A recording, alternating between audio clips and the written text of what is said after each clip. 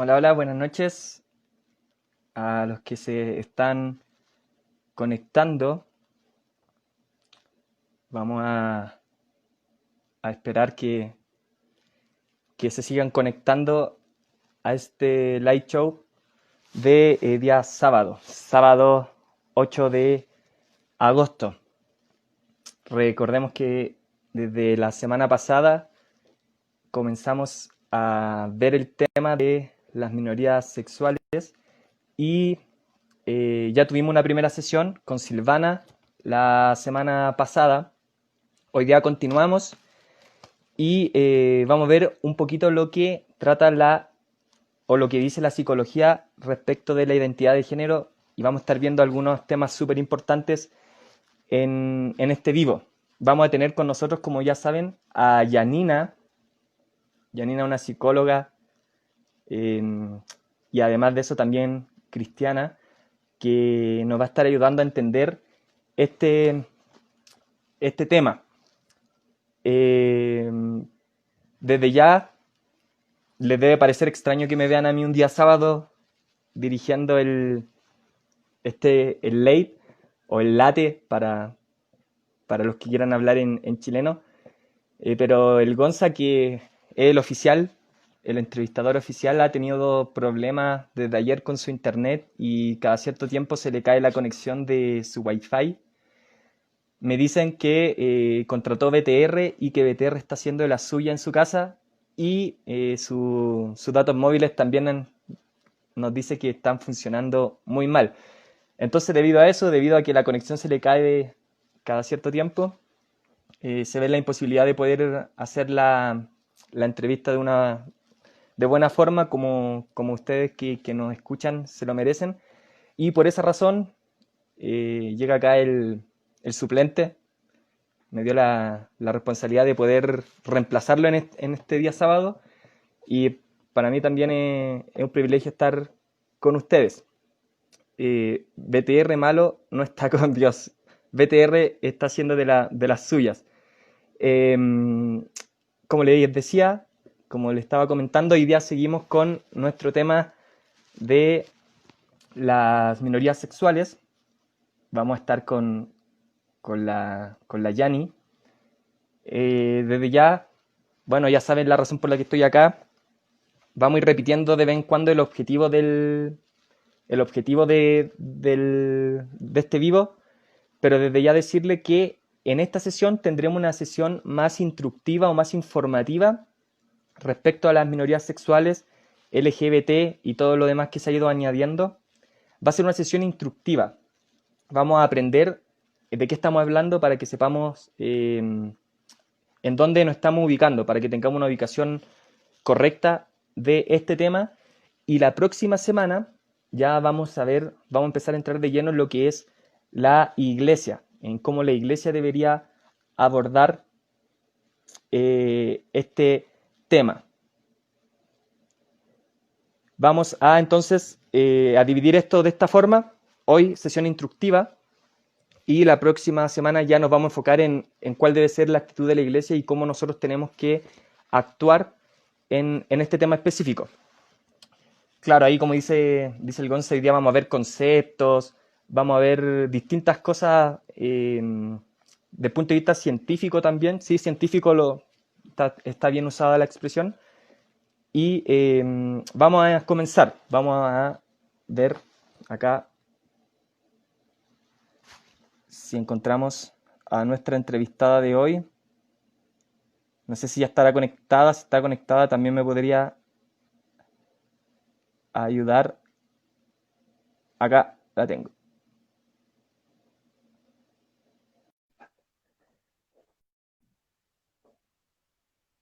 Ahí está, esperando que me acepte la invitación. Ahí está llegando.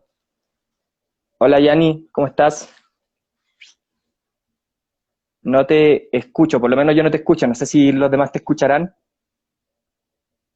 Por acá nada.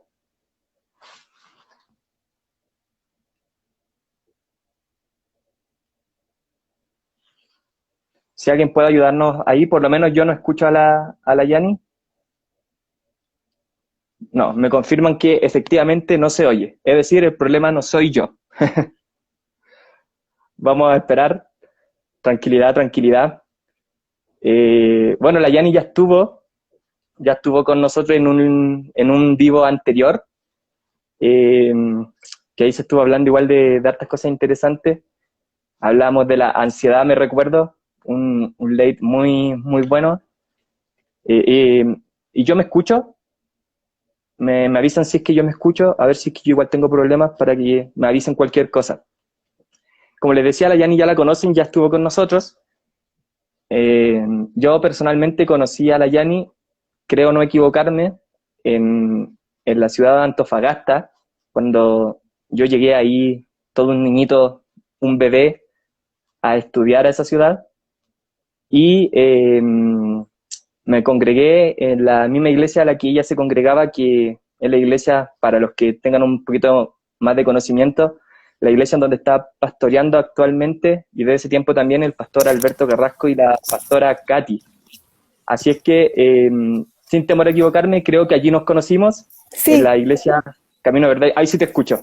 me parece que faltaban los audífonos y mis audífonos desaparecieron. Entonces, menos mal que mi esposito ahí me salvó Siempre la ayuda para... y salvando. Sí, claro que sí. Sí, bueno, como les decía, nos conocimos ahí con la Yani, y de ahí ya, de alguna otra forma, siempre hemos tenido contacto. Y bueno, ya conocen la historia. Después la Yani se fue a San Pedro, se casó, encontró el amor.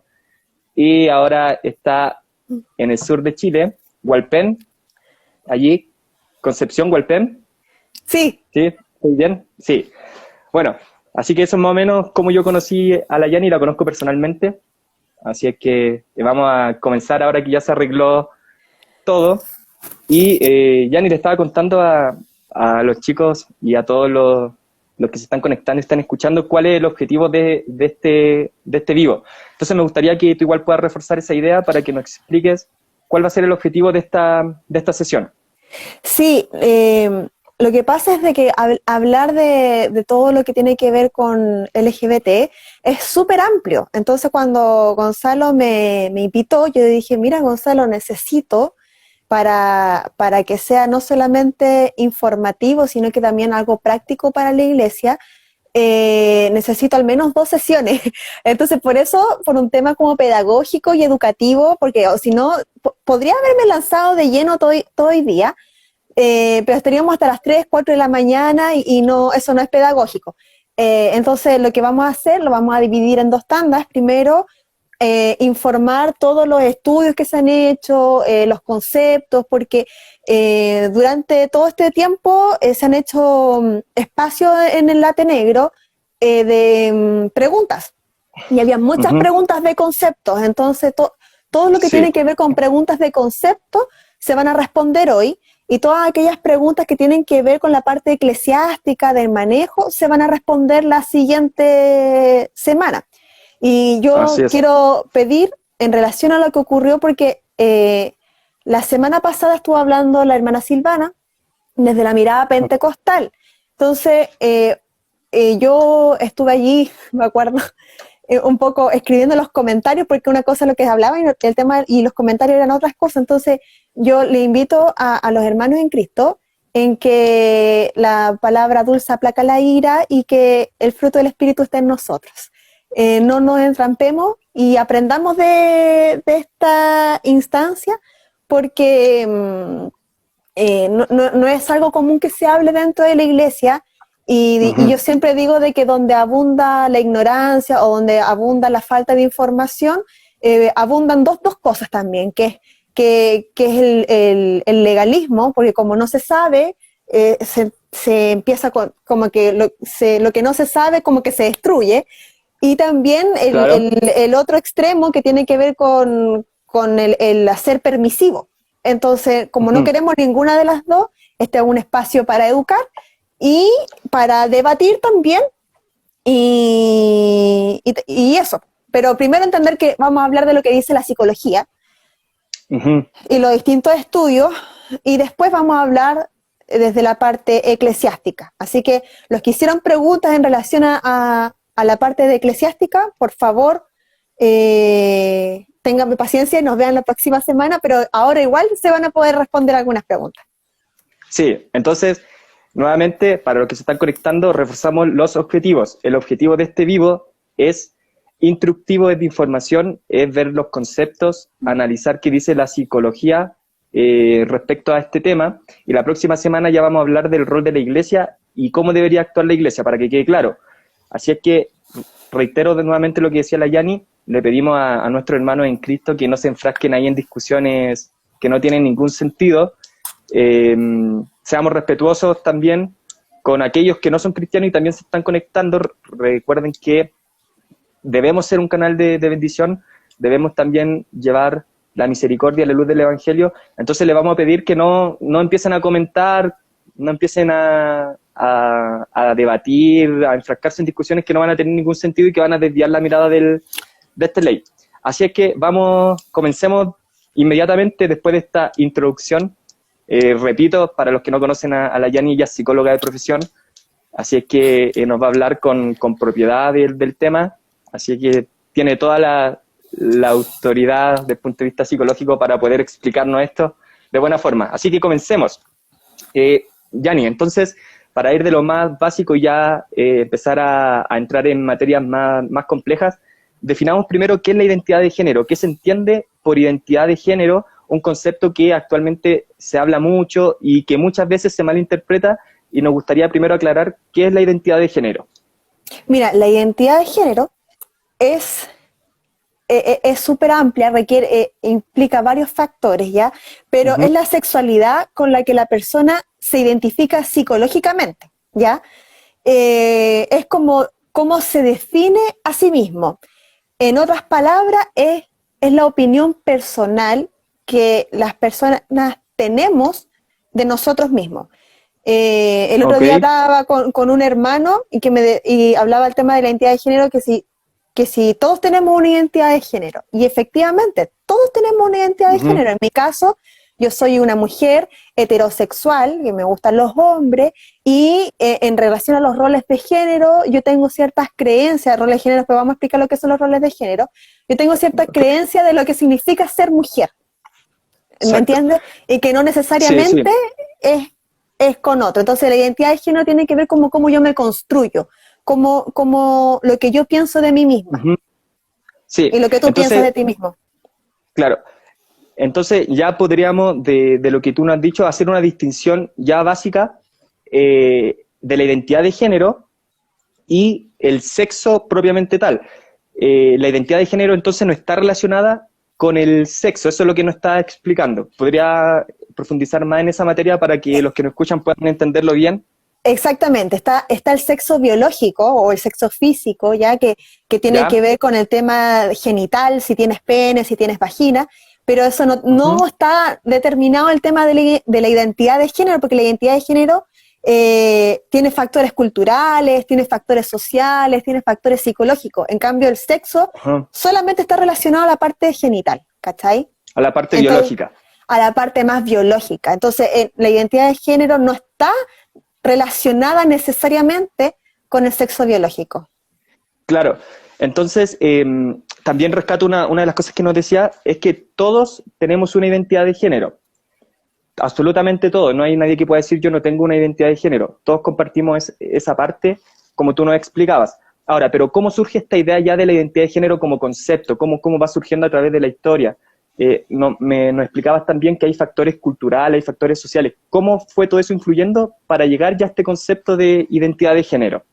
Mira, todas las sociedades, todas tienen un concepto o categorizan lo que significa ser hombre o ser mujer, ¿ya? Por ejemplo, no vamos a comparar lo que significa ser mujer en un país musulmán, en un país árabe, donde las mujeres no pueden mostrar su cabello, versus qué es lo que significa ser mujer en Las Vegas, donde pueden estar las mujeres desnudas, ¿cachai? Mostrando sus pechos al aire, porque en la ciudad de Las Vegas, lo que pasa en Las Vegas se queda en Las Vegas. Entonces, ¿qué pasó? ¿Qué pasó que empezó a cuestionarse el tema de lo que estaba impuesto anteriormente? Por allá por el siglo XIX. ¿Ya? ¿Siglo XIX? Sí, siglo XIX. Se pensaba que las mujeres eh, eran inferiores a los hombres, así, tal cual. De hecho, hay videos que uno puede, por algo estoy viendo ahí que quieren ver en YouTube. Vean en YouTube las discusiones del año 1940 aproximadamente, que se discutía si la mujer podía votar o no.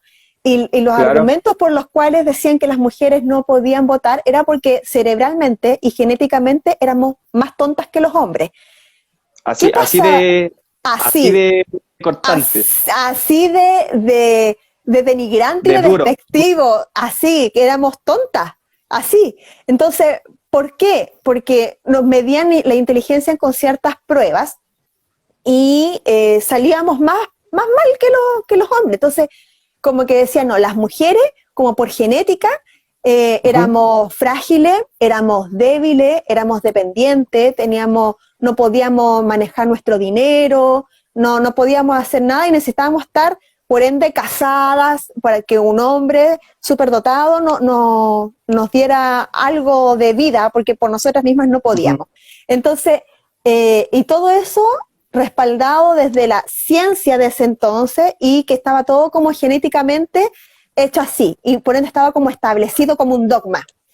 O sea, tú nos dices, disculpa que te interrumpa ahí, no, pero dale, para que quede totalmente claro, aproximadamente en el año 1940, la ciencia efectivamente creía que la mujer genéticamente era inferior al hombre. Sí. Eso era, derechamente así era. Sí, tal cual. Y esto también influenciado, en verdad no era una cuestión genética, sino una cuestión cultural de la época y de nosotros como humanos también que construimos esa idea. Exactamente. ¿Qué pasó? Antropólogos, la antropología es una ciencia que estudia las distintas culturas. Entonces, antropólogos como de la época del siglo XIX empezaron a ir a tribus de indígenas, del Amazonas, de África, distintas tribus, en donde se dieron cuenta que habían unas tribus que las que dominaban la tribu no eran los hombres, eran las mujeres, ¿cachai? Ya. Y las mujeres eran las líderes, eran las fuertes, eran las más bruscas, las ágiles, eran las que hacían correr el sistema. Exactamente, eran las dominantes. Y los hombres, curiosamente, eran los hogareños, los sensibles, los acogedores. Entonces los antropólogos se empezaron a dar cuenta de esta situación y dijeron, ¿qué onda? Pues si genéticamente se supone, las mujeres son las frágiles, son las débiles y son las dependientes. Entonces se empezó a cuestionar y empezaron a decir, ok, ¿es genético o es cultural? Entonces, claro, esa al final es la pregunta. Al final, actualmente, ya yendo avanzando en la época, podríamos ya responder esa pregunta si es genético o es cultural. La identidad de género responde a una cuestión genética o a una cuestión cultural. Claro, entonces, ¿qué pasó? ¿Qué pasó? Empezaron a preguntarse, por ejemplo, algo tan medible como las pruebas de inteligencia. Yo como psicóloga acostumbro a aplicar pruebas de inteligencia. Entonces, los hombres salían con puntuaciones más altas, pero estaban mejor puntuadas porque genéticamente eran más dotados o porque a las mujeres no le daban la oportunidad de estudiar. Entonces, cuando tú empezabas a mirar la situación, tú decías, si habían en ese entonces 10 hijos a los que le daban la oportunidad de estudiar, eran a los hombres, no a las mujeres. A las mujeres se les dedicaba a criar a los hermanos, al tema de la casa, a los quehaceres domésticos. Entonces no tenía que ver con, ahí empezó ya cabe a darse cuenta de que el tema de la inteligencia estaba muy mal medido porque no estaban en igualdad de condiciones. Y esto mismo ocurrió con las personas de raza negra, que también le pasaba la misma situación, que ellos decían que ellos no eran inteligentes, pero claro, ellos desde los 11 años o desde los 6 años estaban trabajando, no estaban aprendiendo a leer y a escribir, y las pruebas medían lectura y escritura. Entonces ahí hay otro factor interesante también, que era el factor económico. Hay un factor económico ahí en el sentido de que, por ejemplo, en esas familias grandes de muchos hermanos, se le daba la oportunidad de estudiar a los hombres y no a las mujeres, y por una cuestión cultural, generalmente las mujeres empezaron a quedar en sus casas y a cumplir esas labores, mientras que los hombres tenían la posibilidad de estudiar y poder tener un nivel cognitivo, si podría así llamarse, más alto que las mujeres, pero no responde a una cuestión genética, sino a una cuestión cultural e incluso económica. Exactamente, exactamente. Entonces, y cuando empezó a cuestionarse eso, ya no solamente se empezó a cuestionar el tema como, a ver, para los que ya me conocen saben que tengo déficit atencional, pero ¿a qué se llevó? A que se empezó a cuestionar todo el rol que estaba dogmáticamente establecido de lo que es ser hombre y de lo que es ser mujer. Si uno Claro. consulta a una mujer que tiene sobre 65, 70 años, la mayoría, por no decir todas, porque sería una generalización, te va a decir de que la mujer solamente se va a sentir realizada si era madre. ¿Por qué? Porque como que culturalmente nos dijeron de que la mujer para lo único que servía era para tener hijos y criarlos, y nada más. Entonces, si no teníais hijos, no teníais pega, no teníais nada más que hacer. Pero estos estudios antropológicos, ¿qué vinieron a hacer? Vinieron a cuestionar si realmente la mujer solamente se podía dedicar exclusivamente a lo que es casa, hogar y crianza. Si solamente servía para cocinar y atender al marido. Y fue allí cuando los primeros movimientos feministas empezaron a tomar como fuerza y empezaron a tratar de despojarse de estas dogmas. Claro. O sea, la mujer que quiera quedarse en la casa y tener hijos, bien, pero la que quiere trabajar puede hacerlo, ya, porque no estaba el tema que genéticamente nosotros teníamos que ser dependientes, o ya sea económicamente o emocionalmente. O sea, las mujeres podíamos ser independientes porque teníamos las capacidades, todas aquellas que las querían trabajar.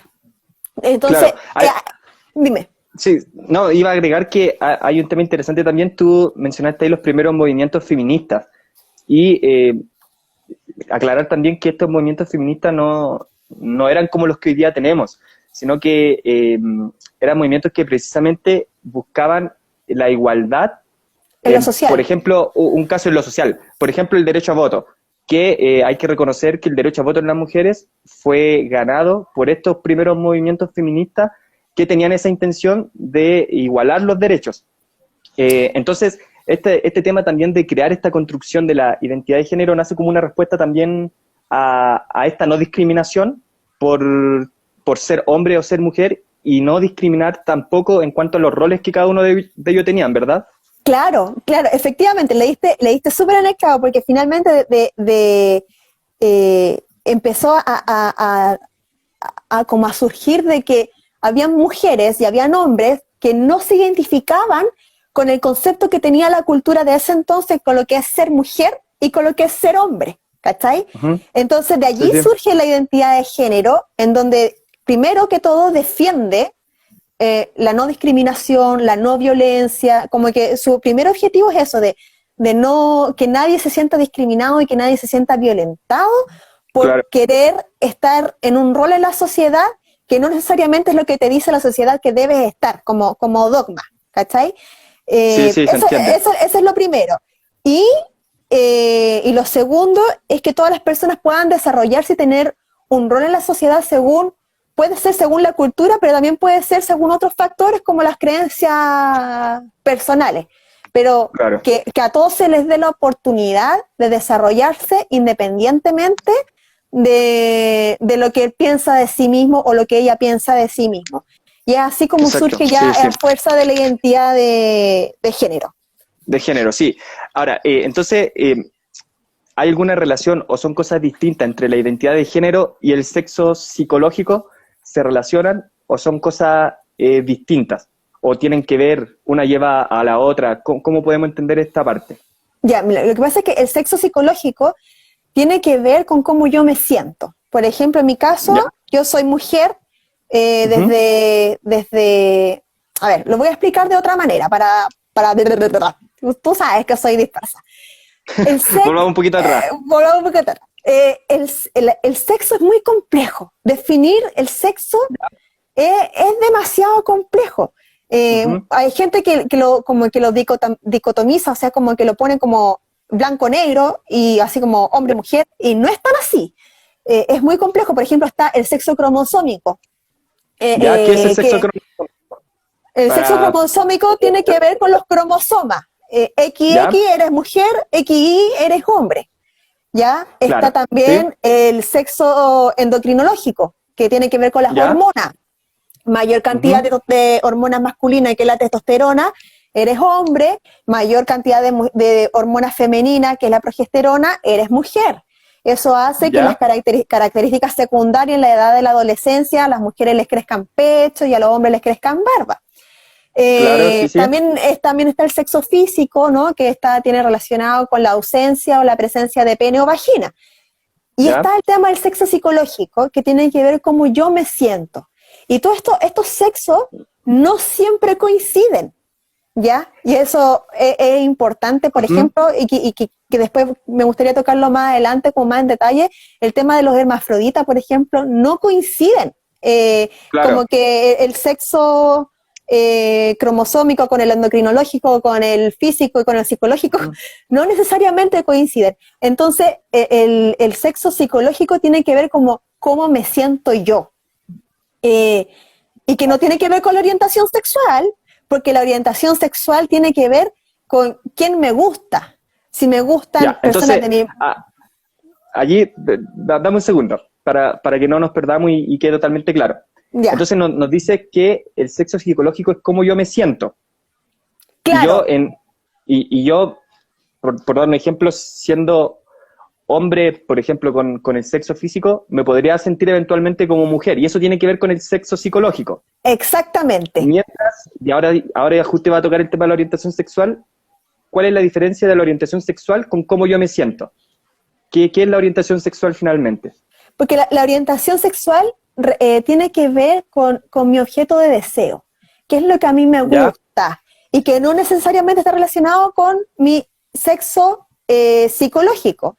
Porque, por ejemplo, yo mujer, me siento yo mujer físicamente, genéticamente y endocrinológicamente, ¿ya? Hormonalmente. ¿Ya? Soy mujer, pero puedo tener yo mi sexo psicológico como hombre. Entonces quizás me voy a comportar como mis conceptos, que yo me quiero comportar como hombre, porque yo me siento un hombre en un cuerpo de mujer. Pero mi orientación sexual, que tiene que ver con quién me gusta, puede ser hombre, puede ser mujer, pueden ser ambos, puede ser nada, pueden ser todo, ¿cachai?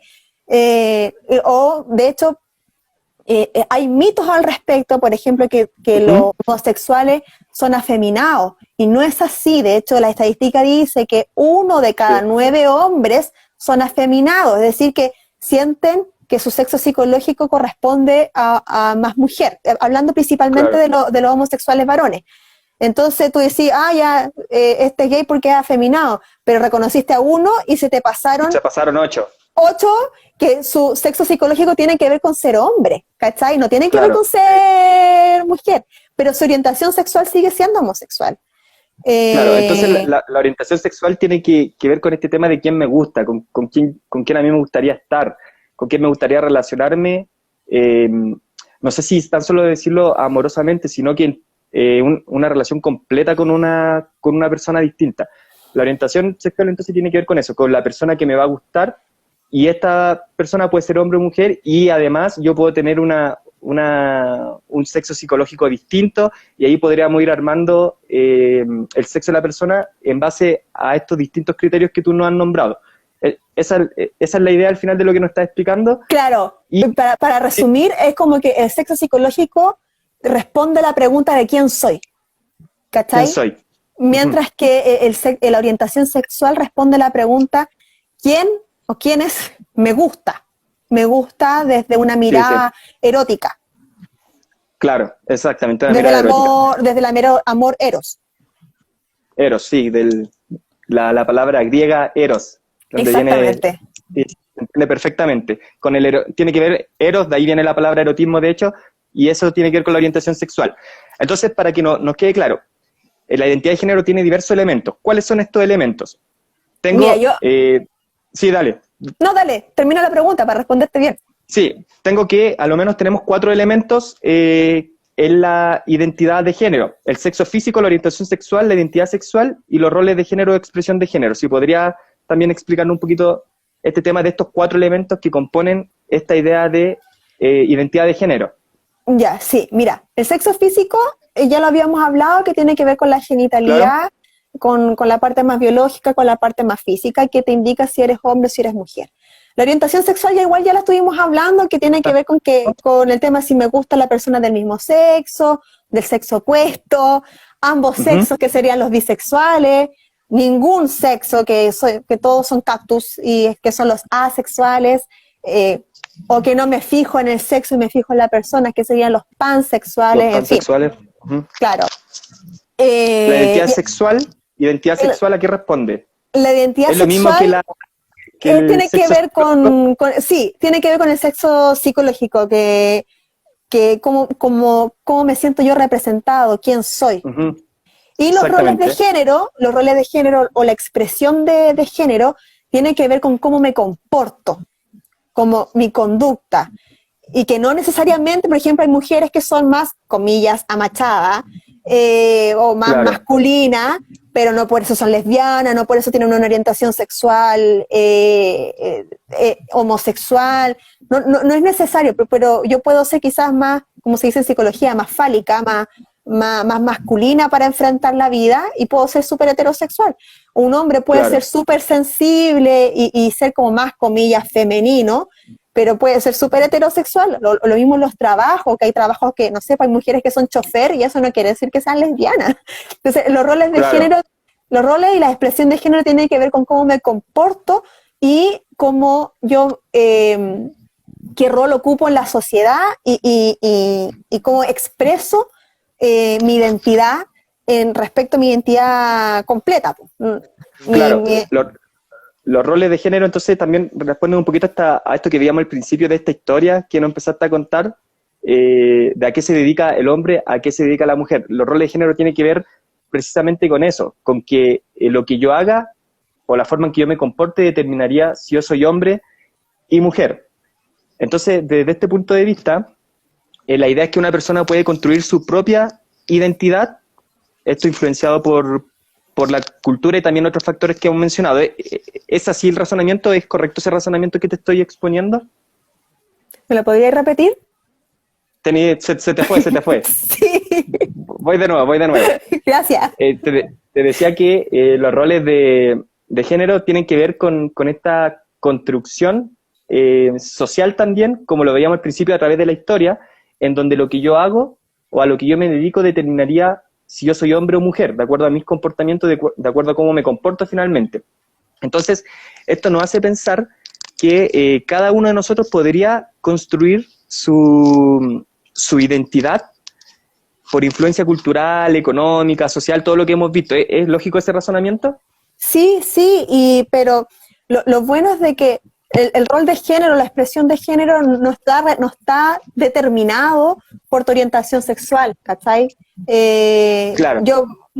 Yo puedo ser sumamente masculina, como te hablaba, y ser gerente del Banco de Chile y dominar a muchos hombres, cosa que en el año 30 eso era impensado, ¿cachai? Porque dentro del rol de género las mujeres no estaban en jefatura, estaban siempre como la secretaria, siempre como subordinada. Entonces, la expresión de género, el rol de género, tiene que ver como un poquito con lo que yo te hablaba, que claro, está asociado a la cultura, como este ejemplo que te daba, el de ser mujer en Estados Unidos, Las Vegas, versus ser mujer en una ciudad pakistaní. Es muy distinto, y la lucha actual feminista tiene que ver con un poco con eso, de que no nos encasillen en relación a la cultura. Bueno, cierto grupo que está luchando por eso, porque hay otros grupos que luchan por otras cosas, pero como el macro es un poco eso, de que socialmente no nos encasillen en lo que debemos ser, sino de que a cada persona se nos permita ser lo que queramos ser, independientemente de la cultura. Claro, sí, queda claro. Una opinión, y acá pongo el paréntesis, una opinión personal, que también quizás muchos pueden compartir. También nos dijiste que hay cierto grupo de este movimiento feminista que está dedicado a esto, lo que nos hace entender que tenemos distintos, y por eso lo digo a título personal, después cada uno lo puede verificar, pero tenemos grupos feministas más light y hay grupos feministas que son extremos. Entonces, allí yo creo que nosotros también, como cristianos, respecto a estos grupos feministas que tienen esta idea de la igualdad y que no son extremistas, como cristianos yo creo que también estamos llamados a eso, a apoyar esa igualdad, a tratar de equiparar las cosas y no simplemente que haya diferencia por el solo hecho de ser hombre o de ser mujer. Entonces, tendemos a encasillar todos los movimientos feministas en un solo grupo y la verdad es que también hay grises entre medio, no todos son iguales, hay unos que son muy extremos, otros que son más light, por llamarlo de alguna forma. Todos los movimientos sociales tienen distintas intensidades y mediáticamente llaman más la atención los más extremos, pero eso no quiere decir que sea todo, ¿cachai? Y claro, sí, pero eso ocurre con todos los movimientos sociales, incluso en el mismo cristianismo vamos a ver gente más ortodoxa, más cerrada, otros más liberales, pero eso ocurre con todos los movimientos, con todas las ideologías. Sí. Entonces, hay que tener cuidado de no caricaturizar, porque así como cristianos no nos gusta que nos caricaturicen, tampoco hay que caricaturizar, sino que al contrario, informarse y ver si en alguno de los puntos te representa o no, pues si finalmente de eso trata. Claro. Ahí mira, estoy viendo que Silvana, la que nos acompañó la semana pasada, y nos está también dando una distinción entre feminismo radical y feminismo liberal. Quiero ser sincero, no tengo claro cuál es la distinción exacta, así que no quiero cometer el error, pero que quede claro que hay distintos tipos de feminismo, y ahí nos apoya también Silvana con ese dato. Y ojo que el feminismo no es lo mismo que misandría, que es otra cosa. La misandría es el odio al macho, es el odio al hombre. Y eso, sí. Hay mujeres que se dicen feministas y que son misándricas. Sí. ¿Que todas las feministas sean misándricas? No. ¿Me entienden la diferencia? Sí. Entonces, hay que, a mí a veces me dicen, oh, que las feministas y que dicen que la muerte al hombre.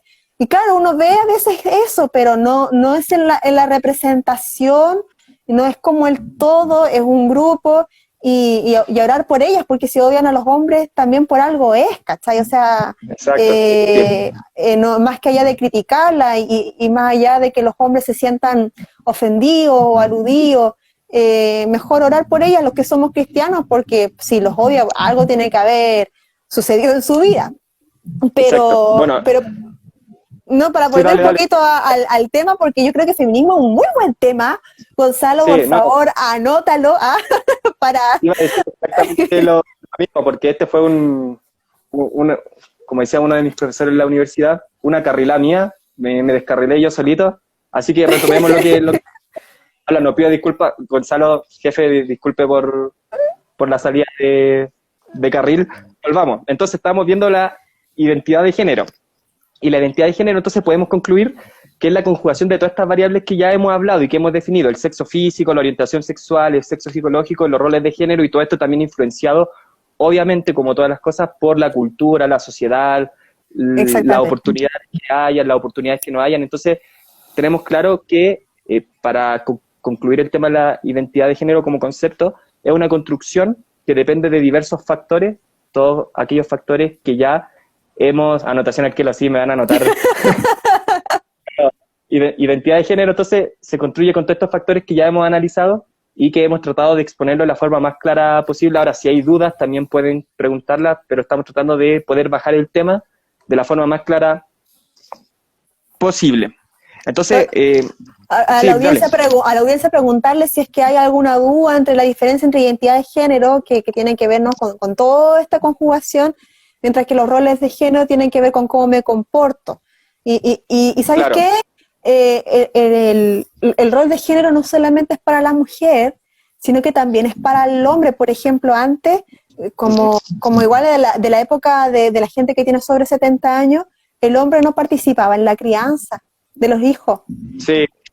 ¿Cachai? Porque de hecho el papá comía aparte y no se le molestaba y no participaba en la crianza, y hoy es como, oye, tenías derecho de participar con tu hijo y ser sensible y ser acogedor y ser quizá el mejor consejero que la propia mamá. Y entonces no solamente destruye el tema de la mujer, que era como lo más visible, sino que también esa dogma masculina también la hacía sufrir a los hombres, solamente que los hombres, como no lloran y son fuertes, son rudos en este dogma de género, se les permite también flexibilizar y participar, y no solamente ser el fuerte, no solamente ser el duro, no solamente ser el frío, no solamente ser el proveedor, sino que también de hecho, te participar. quería agregar que no es una realidad tan lejana. Yo creo que muchos de nosotros tenemos nuestros abuelos que tenían esa formación, en donde la mamá era la que se involucraba en las tareas, en el colegio, en toda esta parte de la crianza de los niños, y el papá solamente tenía esta función de trabajar, preguntar qué era lo que se necesitaba y traer eso. Y cuestiones que hoy día a nosotros nos parecen fuera de lo normal. Quizá hoy día ya vemos que la sociedad está pidiéndole al hombre también involucrarse en esos temas, no tan solamente como un derecho del hombre, sino del punto de vista de la obligación del hombre. De hecho, dato adicional, disculpa la carrilada de nuevo, pero desde el punto de vista jurídico también se entiende así, que la obligación de crianza, del involucrarse en el cuidado y en la enseñanza de los hijos, le corresponde a ambos padres, no solamente a la mujer. Entonces, también un avance en nuestra sociedad, pasar de esa forma de percepción a entender que ahora el hombre sí tiene que involucrarse y que sí también está influenciado por estos roles de género. Así que Sí. muy buena acotación. Me puedo ir con el carril contigo, pero yo sé que dije que yo dije de que el tema eclesiástico lo iba a tocar la otra semana, pero acá te doy un tips eclesiástico. Un caramelo. Génesis, me voy al libro de Génesis. Génesis, antes de la caída del hombre, Dios da el mandamiento, dice, reproduzcanse y sojuzgar la tierra. No dice, hombre, tú trabaja, provee, y tu mujer quédate en la casa criando a los cabros chicos. No, ¿cachai? Eso fue acuerdo como roles. Ya, yo voy a tomar el rol de cazador y tú vas a tomar el rol de quedarte en la casa. Pero no fue un mandato divino. El mandato divino fue reproduzcanse y sojuzguen la tierra, ¿cachai? Ahora, ¿cómo lo iban a hacer? Era ponerse de acuerdo. Entonces, a veces la iglesia comete el error de tomar esta cosa cultural como un dogma, como que Dios lo estableció así, y antes de la caída Dios no lo estableció así, lo había establecido como algo en pareja, en conjunto, y que ambos vieran cómo lo llevaran a cabo, no como que la mujer cumplía un rol y el hombre cumplía otro rol. Eso se ve después, eso se ve cuando tú ves eso en la Biblia, cuando ya está recontra el pecado dentro de los corazones del hombre, y ahí, pero el plan original no era ese. Sí, no, y a propósito también de que la Biblia también registra descripciones de la cultura y de la humanidad. No siempre lo que registra la Biblia es el plan divino de Dios, sino que el plan divino de Dios podría haber sido uno, pero por el hombre y por sus propias decisiones. En este caso, después, la caída del hombre marca un antes y un después total, y en eso estamos de acuerdo todos. A partir de ese momento ya es a pesar del hombre, o sea, Dios cumple su plan y trata de llevar adelante su plan divino a pesar del hombre, y el hombre ha hecho ahí cosas que obviamente no estamos de acuerdo, pero que han registrado y que fueron así, pero no significa, para que aquellos que no son cristianos están escuchando, que ese sea el plan de Dios, para que dejemos claro también ese aspecto, que creo que igual lo vas a tocar la siguiente sesión. Sí, pero por eso hablaba de que antes de la caída, porque antes de la caída del hombre se ve cuál es el plan original de Dios, y qué tiene que ver con esto, con ser compañeros, no como poner a uno de los dos por sobre el otro.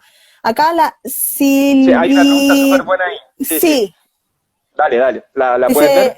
Sí, científicamente dice que el cerebro de la mujer es diferente al del hombre, no que uno sea mejor que otro, diferente en habilidades. ¿Eso no sería correcto?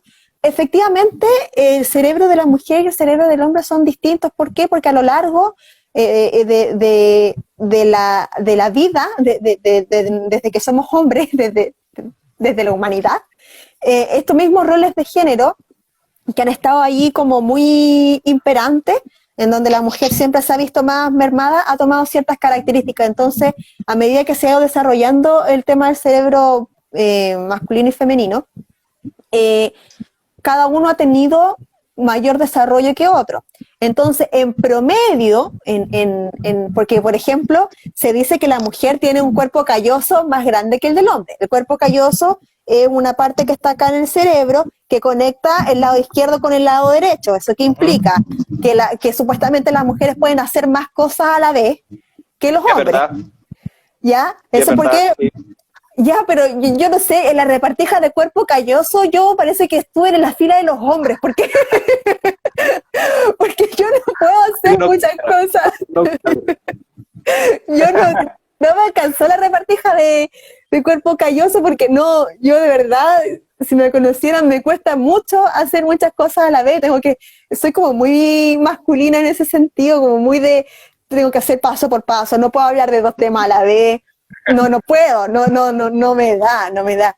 También, por ejemplo, Sí, las sí. mujeres tenemos la amígdala que está acá atrás, no la amígdala de acá, por si acaso la amígdala cerebral, la tenemos más grande.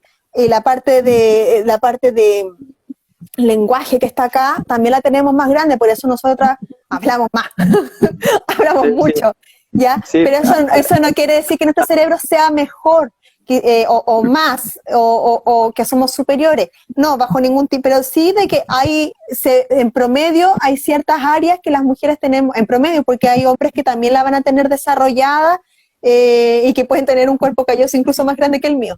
Pero Sí. lo que se acostumbra a ver, hay que diferencias neuronales, pero eso no significa que uno sea superior, porque va a ser hábil en uno, pero va a ser más débil en otro.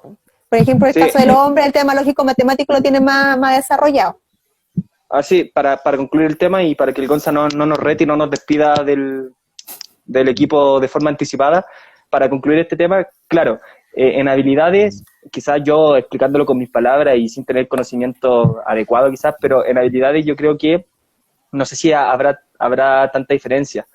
De hecho, creo que el cerebro del hombre con el de la mujer está capacitado para poder estudiar las mismas cosas. De hecho, vemos en las carreras universitarias que cada vez más se comparten los conocimientos. En mi caso, yo podría decir que tenía compañeras que eran mucho más, que le iban mucho mejor que yo y yo tenía que lucharla más. Entonces, no va por ahí, sino con otras diferencias que tienen otros aspectos, no tanto en el desarrollo de habilidades. Para concluir el tema, y ahora sí para volver, disculpen, cerramos el paréntesis, ojalá, voy a intentar no volver a salirme del tema. Pero vamos un poquito a la psicología. ¿La psicología ha podido establecer las causas de la orientación sexual? ¿Por qué causa determinada persona tiene una orientación sexual? ¿Hay una respuesta psicológica respecto a eso? No, no, No la, la- la psi- la psicología lo ha intentado, pero no ha encontrado nada puntual. Bueno, casi todas las cosas de psicología dicen que es multifactorial, es decir, muchos factores, ¿ya? Pero la psicología no... ¿Es la vieja ¿Cómo? confiable? ¿La vieja confiable? Todo es ¿Por cómo es es la respuesta, multifactorial? claro, la respuesta por defecto. Sí, sí, yo diría que sí es como la respuesta de... Piensa que psicología significa el estudio del alma. Entonces es muy complejo y es difícil, perdón, de medir, ¿ya? Sí, Pero lo ha intentado, pero son solo teorías. Nada ha podido explicar satisfactoriamente por qué una persona tiene determinada orientación sexual. Y probablemente existan muchas razones, ¿ya? claro, sí, Pero que entiende. esas razones no necesariamente aplican a cada persona. La orientación sexual simplemente surge y generalmente se toma conciencia de ella como a los 15, como en la adolescencia principalmente. La adolescencia igual como que es distinto en cada persona, ¿Mm? pero se toma conciencia de ella con o sin experiencia sexual previa, no necesariamente tuviste haberte Ese estado punto activo. importante, ese punto importante, porque muchas veces se dice que una persona tiene determinada orientación sexual por una experiencia sexual traumática en su formación, en su niñez, en su adolescencia. ¿Eso es así derechamente o no es así? ¿Es un mito o pudiera ser? Es un mito. Es un Mira, mito. No, no. La Sí, es verdad que... sexualidad, la sexualidad se construye a lo largo de la vida, ¿ya? Desde chiquitito, ¿ya? Entonces, efectivamente, experiencias traumáticas pueden afectar. Espera, escucho algo mal, ¿seré yo? ¿Seré yo, señor? ¿Seré yo, señor? Es que no sé Escucho si quizás escucho como micrófono, no sé si la audiencia escucha como un micrófono ahí, no sé, pero como no, escucho, no puedo inventar, pero yo escucho perfecto. quizás soy yo. ¿Seré yo, señor? ¿Seré Ya. yo? Eh, si alguien me puede decir si se escucha bien o no e ignorar nomás como el retorno que tengo. Ya, te estaba hablando de que la psicología postula que la sexualidad se construye a lo largo de la vida. Ah, la Michi dice que es el Kelo. Soy yo, pero se ¿Seré, escucha mal, seré yo, señor? señor. Ya, continúa. Después de este Ya, lapso producido por mí, podemos ya. continuar. Ahora te estaba hablando de que efectivamente una experiencia traumática va a afectar en tu desarrollo sexual y te va a generar ciertos traumas, pero no necesariamente va a afectar en tu orientación sexual.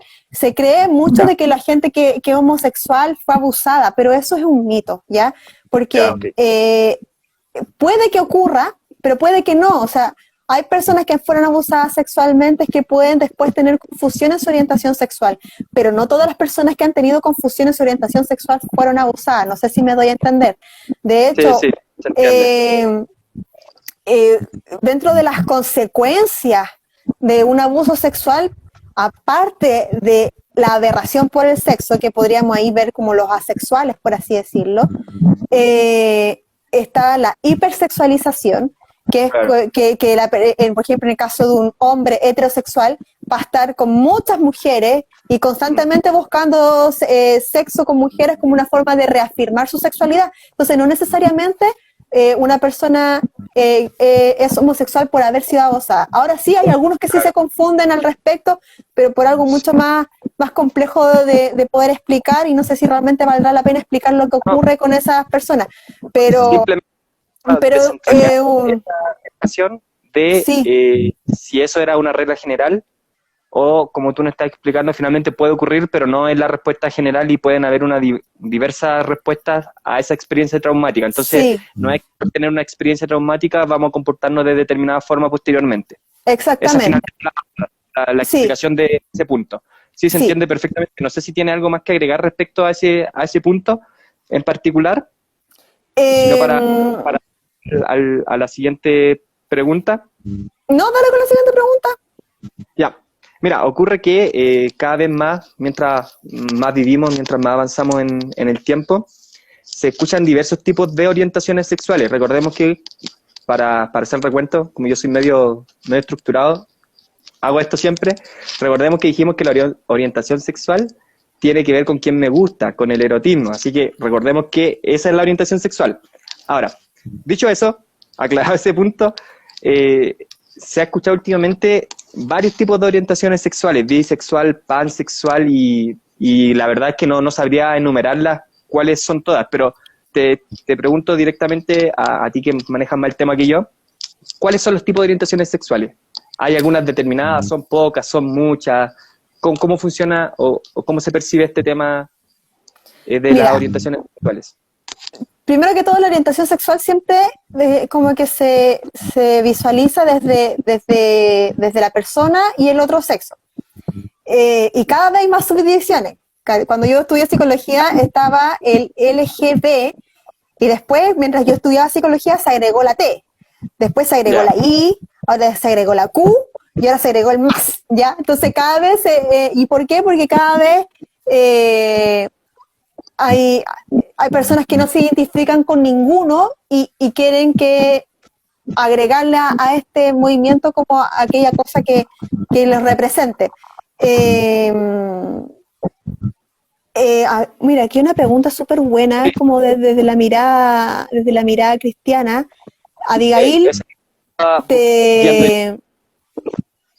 te, mira, Abigail, por favor, no te pierdas. La próxima semana voy a estar hablando todo lo que tiene que ver con iglesia y movimiento LGBT. Entonces yo te ruego y te invito ese día porque voy a estar hablando de lleno el tema eclesiástico. Pero el tema de la orientación sexual, yo no le echaría la culpa a los espíritus, para ser honesta. O no siempre, Eh, ah, no siempre tendrían la culpa de ese tema. claro, sí, porque como te hablaba, Que hay algún espíritu en relación a eso, pero no necesariamente de lleno vamos a decir que son espíritus, que es un dominio sí, en este tema. sí. Les Carol, orientación sexual o comportamiento sexual, eso lo voy a explicar, pero de lleno el siguiente sábado, ¿ya? Que tiene que ver que hay una diferencia entre la orientación sexual y la práctica o el comportamiento sexual. Y eso igual lo voy a explicar de lleno. ¿Y por qué no lo explico ahora? Porque si no vamos a estar hasta las 3 de la mañana, chiquillo. Entonces, por favor, los invito el próximo sábado. ¿Quién duermen? Y de hecho ya esto va a ser largo, entonces le voy a responder todo eso pero sí hay una diferencia entre la orientación sexual y el comportamiento sexual, porque uno lo tiene que ver con lo que siento y el otro tiene que ver con lo que hago, ¿ya? Para responder tu pregunta, volvamos al tema focus. Para responder tu pregunta, para no cargarnos nuevamente y que nos llegue un reto después sí. de la reunión. Sí, después no me van a querer invitar más a hablar porque soy muy dispersa. Bueno, está el hetero... Como reemplazante. Voy a quedar vetado como reemplazante. Está el heterosexual. Dale, justamente eso. Está el heterosexual, que es la persona que teniendo como que tiene una inclinación o un deseo por el sexo contrario. Por ejemplo, yo soy heterosexual, a mí me gusta mi esposo, entonces mi esposo es varón y heterosexual, ¿ya? Homosexual es que yo tengo un deseo erótico por el mismo sexo. En mi caso sería yo mujer con mujer. Están los bisexuales, que tiene que ver con que me gustan ambos sexos, o sea, me pueden gustar las mujeres y me pueden gustar los hombres. Está el asexual, que no me gusta nada, digamos que tiene como don de continencia, por así decirlo, no... ¿Se te cortó, Kelo? No te escuché. No te escuchas. No me escucho. Ahora sí. ¡Ay, gracias! Eran tus micrófonos los que me tenían loca. Ya. Vamos a botar los audífonos inmediatamente en este acto. Se van no, vamos a ver qué ocurre. No, te decía que cristianamente están de continencia. Claro. O sea, ver un hombre, ver una mujer es como ver un árbol. No tienen deseo sexual, no tienen interés en lo sexual, es a lo mismo. Sí. Está el pansexual, que el pansexual es aquella persona que no se fija en el sexo, como que eso pasa un poquito a tercer plano, ni siquiera a segundo, y se enamoran de la persona. Entonces allí no solamente van a enamorarse de hombres o de mujeres, también se pueden enamorar de los trans, se pueden enamorar de los pansexuales, se pueden enamorar de los intersexuales, se pueden enamorar de cualquier cosa. El Negrón sí dice que ama los árboles. Vamos a orar por ti, querido. Claro, y están los intersexuales. Espera un momento. Es interesante el tema, esta clasificación, esta orientación sexual de los pansexuales, para que quede claro, porque era una de las que yo no manejaba bien y tuve que estudiarlo un poquito, pero para que quede claro a los chicos y a todos los que nos están escuchando, entonces esta idea de pansexual puede ser una inclinación erótica hacia cualquier sexo, ¿cierto? Hacia cualquier sexo, no hay una regla. Por ahí escuché, te lo pregunto, no sé si te pongo en aprietos, pero por ahí escuché y leí que este tema de los pansexuales tiene que ver con el amor al pensamiento, o lo definen como un amor al pensamiento, al ser. Esa era la palabra que me faltaba, pero ¿es así? ¿Es esa la filosofía detrás de este tipo de orientación? Es esa la filosofía que hay detrás de eso. Es como que me da lo mismo si tienes pene de vagina, me da lo mismo si te operaste, me da lo mismo si eres hermafrodita, me da lo mismo cualquier cosa. Yo me enamoro de tu corazón, yo me enamoro de tu alma, yo me enamoro de tu pensamiento. Entonces, esa es la diferencia del bisexual, porque el bisexual es como que me gusta a todo, pero es como me da lo mismo si es hombre y mujer. En cambio, me da lo mismo en el sentido de que me gustan ambos. Versus el pansexual es que no me importa. Pero me importa tu ser. Entonces, piensa, y voy a decir aquí, no sé si acá quizá alguien que no es cristiano y que sea de algún tipo de movimiento LGBT, que por ahí vi alguno. La etimología pan es todo sexual, sexo, pansexual, todo. Que hay mucha discriminación dentro de la misma población LGBT, ¿ya? Y, por ejemplo, hay ciertas, ellos mismos se categorizan, lo cual es un poco como contradictorio, pero bueno, sucede. Yani, disculpa Ah, que te moleste. Nos van quedando 5 segundos, así que dejemos la explicación para el siguiente. Ya, estamos volviendo, vamos a esperar que se conecten. Estamos volviendo aquí en este...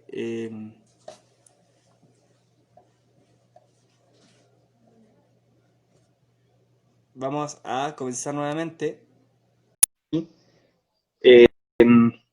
Bueno, se nos cortó el otro, así que iniciamos inmediatamente este. Bienvenido, gracias por conectarse de nuevo. Ahí volvió la Yani. sí. Sí, esperemos que, bueno, ahí hay un buen número ya conectados para... volvió. Hemos volvido. Como buen chileno hemos volvido. Bueno, ya hablando en serio, hemos vuelto. Vamos a continuar con esta entrevista. Y si se te olvidó, en una de esas quizás se te olvidó lo que estábamos hablando, porque suele pasar. Me conoces, ya cachai cómo soy. Sí, ya nos conocemos ya, así que esas cosas pasan.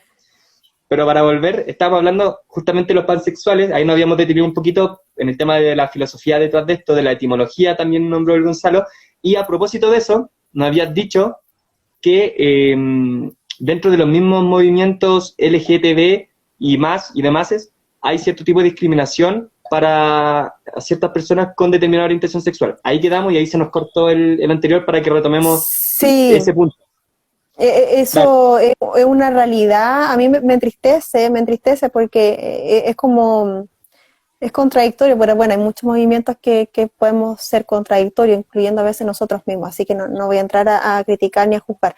Pero sí, por ejemplo, las que son llamadas como las locas, entre comillas, que son como los homosexuales como más transvestidos, o los transexuales, pueden ser discriminados por algunas personas que son homosexuales. Entonces, el pansexual busca como que no discrimina, ¿me entiendes? Por ejemplo, hay homosexuales, varones o mujeres, que les gusta una mujer, por ejemplo, en el caso de las mujeres, que les gustan mujeres femeninas o que les gusta, ¿me entienden? O homosexuales, varones, que les gusta otro homosexual varón, pero como desde el rol de género, por así decirlo, como volviendo al tema, como más macho, por así decirlo.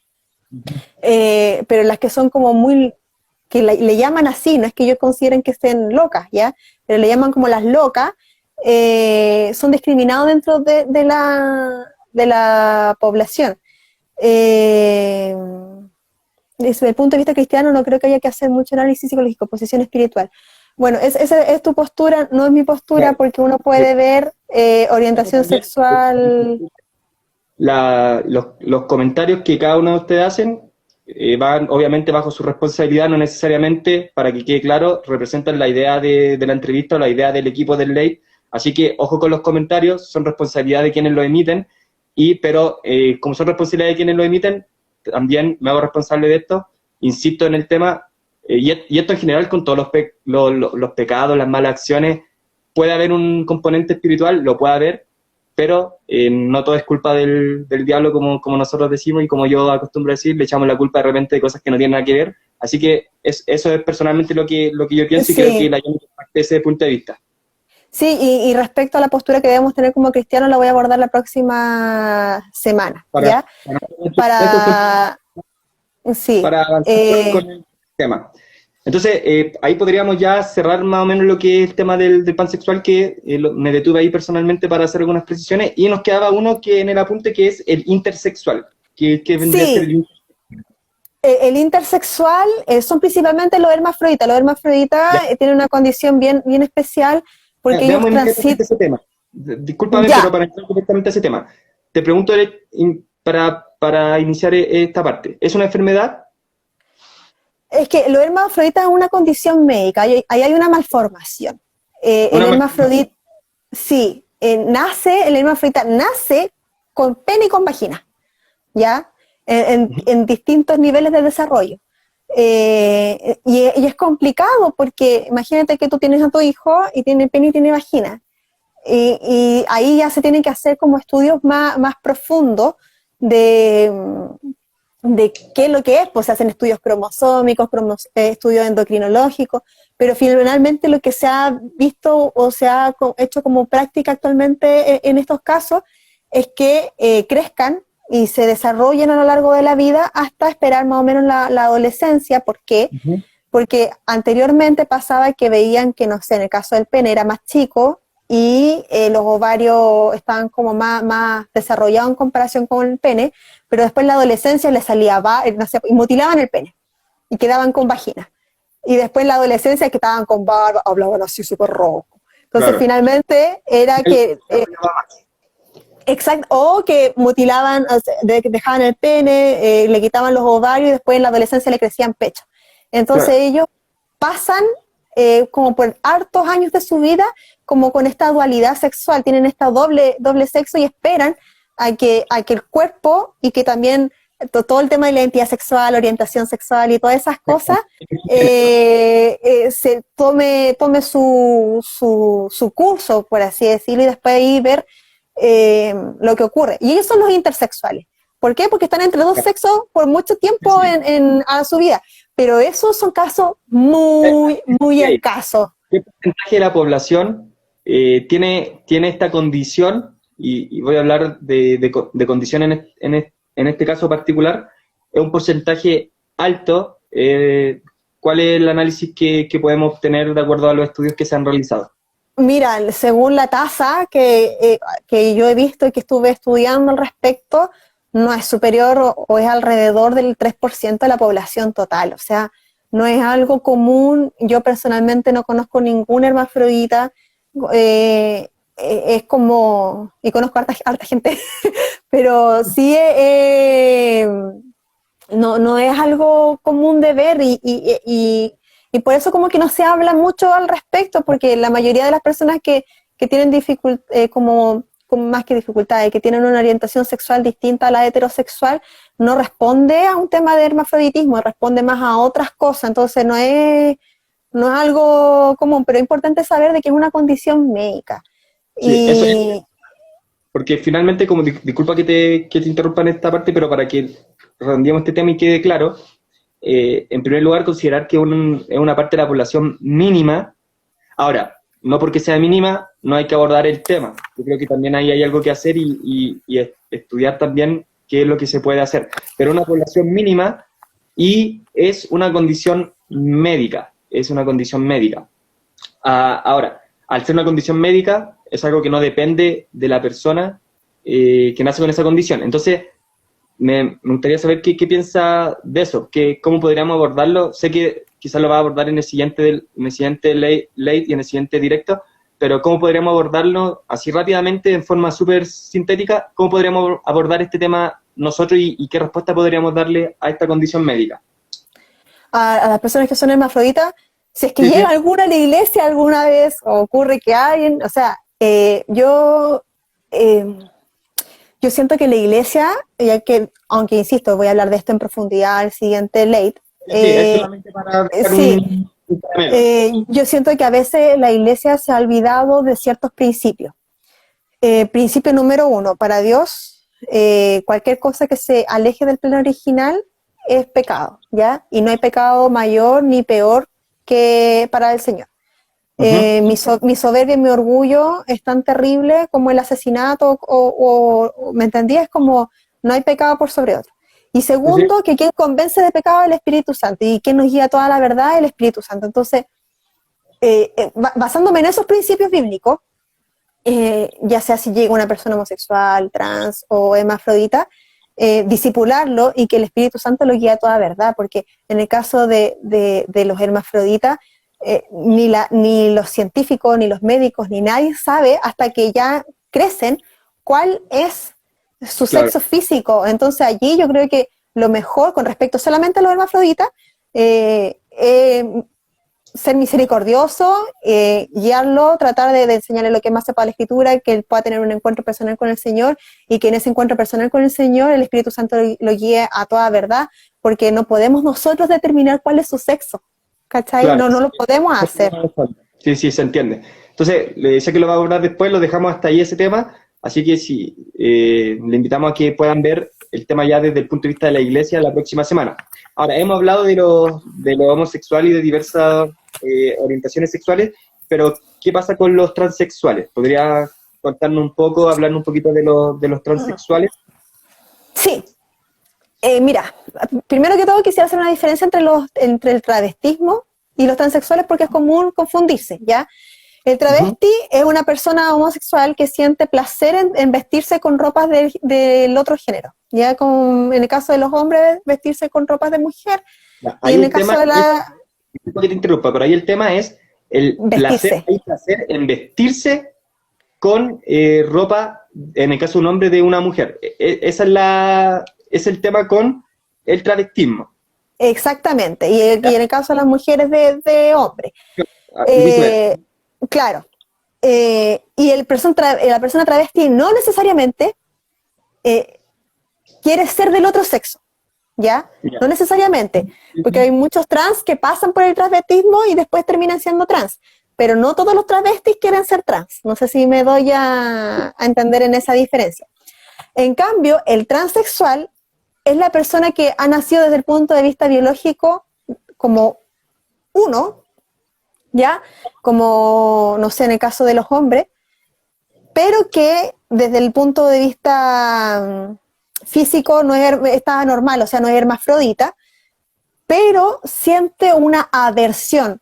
Y aquí quiero ocupar la palabra como, esa es la palabra correcta, es un repudio a su sexo físico, porque desde su sexo psicológico o desde su mirada, como que se equivocaron de cuerpo. Es decir, si yo fuese trans, yo odiaría mi cuerpo de mujer porque lo que está en mi mente es ser hombre. Entonces yo me miro en el espejo y me detesto. Es súper intenso y angustioso para las personas trans esta situación. No es a la chacota, o sea, uno ve, porque esta sintomatología sucede alrededor entre los 4 y los 6 años. Por eso la ley lo quiere hacer en esa edad. ¿Qué ocurre? Que los niños que miran su pene, en el caso de los varones, y los golpea, se los intenta arrancar, porque de verdad es detestable para ellos sentirse mujer y ver pene. Y lo mismo con las mujeres, nos ven pene y se angustian y quieren tener pene en vez de vagina. Y eso ocurre entre los 4 y los 6 años. Esto también se le conoce... Disculpa que te interrumpa, pero hay algo importante ahí que me gustaría resaltar, y es el tema de lo que tú sientes. Quizás también, es importante ponerse en ese punto de vista también de lo agobiante y lo frustrante, lo desesperante que puede ser esta situación en un niño. Tú nos dices que a los 4 o 6 años ya se da esta condición, y debe ser súper desesperante para un niño pasar por esta situación. Y creo que también deberíamos, como cristianos, también como iglesia, entender que detrás de todas estas condiciones hay cosas que duelen, y hay cosas que también deberíamos tratar en las emociones de la persona, porque es verdad que las personas que tienen todas estas diversas condiciones sufren y tienen un sufrimiento interno, y hay que tener cuidado con ese tema igual. Sí, el dolor psíquico es súper intenso, y por lo general, cuando ellos se dan cuenta de que, si estamos hablando de 4 o 6 años, entonces te decís como un niño de 4 o 6 años se van a dar cuenta, pero es que ocurre en esa época de la vida, en que dicen, mamá, en el caso de un niño, ya no me llamo Martín, yo de aquí en adelante soy Sofía. La tienen súper clara, ¿cachai? Como que ya su identidad la tienen súper, y no tiene que ver porque a veces hay niños que se quieren poner los zapatos de la mamá, o que como ve que la mamá se maquilla, los hombres se quieren maquillar. No tiene que ver con eso, tiene que ver como con un repudio al propio cuerpo. No tiene que ver con una cuestión de un juego inocente de un niño, sino con una cuestión ya con cosas más arraigadas en lo profundo de su ser. Claro, es como que creen que el cuerpo que les fue asignado no corresponde, ¿cachai? Y por eso algunos se maltratan y se golpean en la zona genital. Por eso es bueno hablar de esto, porque yo creo que a veces pecamos de ignorantes en la iglesia y hablamos sin saber, pero si uno entiende de que esto ocurre en esa edad y y que hay como un repudio, no es como que el niñito está malcriado, ¿cachai? No es que la mamá o el papá tienen algún tipo de error en la crianza, o sea, ahí algo ocurre que el niño o la niña se sienten que su cuerpo no representa lo que ellos creen que son. Ujú. Sí, sí, se entiende perfectamente. Ahora, ¿hay una causa para la transexualidad? ¿O No se volvemos a lo conoce. mismo, es algo que se desconoce, que a pesar de que se haya tratado de estudiar, no hay una respuesta clara respecto a esto? No se sabe cuáles son las causas. Ahora hay diversas teorías, pero ninguna ha sido, bueno, yo te dije ya que la psicología todo es multifactorial. Sí, multifactorial, pero no se ha determinado ninguna causa por qué ocurre esta situación. Lo que sí se ha visto es que pueden haber factores genéticos, factores hormonales, factores neurológicos. Y si tú lo ves entre los 4 y 6 años, ocurren procesos neurológicos importantes en los niños que tú puedes como decir, por ahí va la cosa, ¿cachai? Que puede que algo allí haya ocurrido que provoque que exista como esta, que se llama disforia de género o síndrome de Harry Benjamin, también se le llama. ¿Ya? Entonces, es probable que haya problemas hormonales, neuronales, genéticos asociados por la edad y porque ocurre siempre en la misma edad, ¿me entendés? O sea, si ya tú ves que en esa edad, incluso las personas que ya son trans, que están como, que son más adultas y que salen de como que ya representan su transexualidad, cuando tú le haces la entrevista, surge que entre los 4 y los 6 años ellos ya sabían de que no eran hombres, sino que eran mujeres o viceversa y que tenían una aberración por su genitalidad, ¿me entendí? O sea, es como que incluso Sí. con los que salen del closet, entre comillas, tarde, la historia de ellos, desde su historia sexual, se remonta igual entre los 4 y los 6 años. Entonces, Eso es prácticamente una generalidad, en que el origen de eso haya sido en esa edad, es una regla absoluta, general, ¿en qué porcentaje se da? eh, O sea, es una más que absoluto, porque en la psicología no hay nada absoluto, dentro de la curva de la norma, que es la generalidad. la regla ¿Ya? general en estos casos. ¿Ah? La regla general en este caso, Claro, es como es lo más común de ver, es como no verlo en esa edad sería algo extraño, sí. sería un caso extraño. Ahora también Sí. hay dentro de este mismo tema y cosas que pueden influir también, podría ser el tipo de familia en el que el niño crece. ¿Hay algo Sí, se han ya? estudiado el tema de tipos de familia, tipos de crianza, pero la verdad no hay nada determinante, está más como asociado a lo que te contaba, el tema más neurológico, más hormonal, pero tampoco no hay nada determinante, no existe como el gen, ¿cachai? No se ha descubierto. Yo creo que conforme pase el tiempo se van a hacer más estudios al respecto, pero hoy no hay una respuesta. Ahora, con respecto al tratamiento que se da dentro de los psicólogos y de los psiquiatras respecto a la disforia de género, es bien, a mi juicio, y esto lo digo a modo personal, me hago responsable de lo que digo. A mí, la verdad, el tratamiento me parece un poco incompleto. Esa es la palabra correcta que quiero usar. Antes de eso, para que nos expliques tu opinión, ¿en qué consiste este tratamiento? ¿Cuál es la lógica de este tratamiento antes de que nos dé la opinión personal tuya respecto a eso? Ya, el tratamiento es que, por ejemplo, yo tengo un hijo de 4 años que se llama Martín y de aquí en adelante él, no sé, pues llora, yo lo veo llorar, que se tira el falo, el pene, perdón, que la psicología por lo general ocupa la palabra falo en vez de pene. Se tira el pene y se lo quiere cortar porque quiere tener vagina y todo lo demás. El tratamiento es que, pues porque él no es Martín, él es Agustina.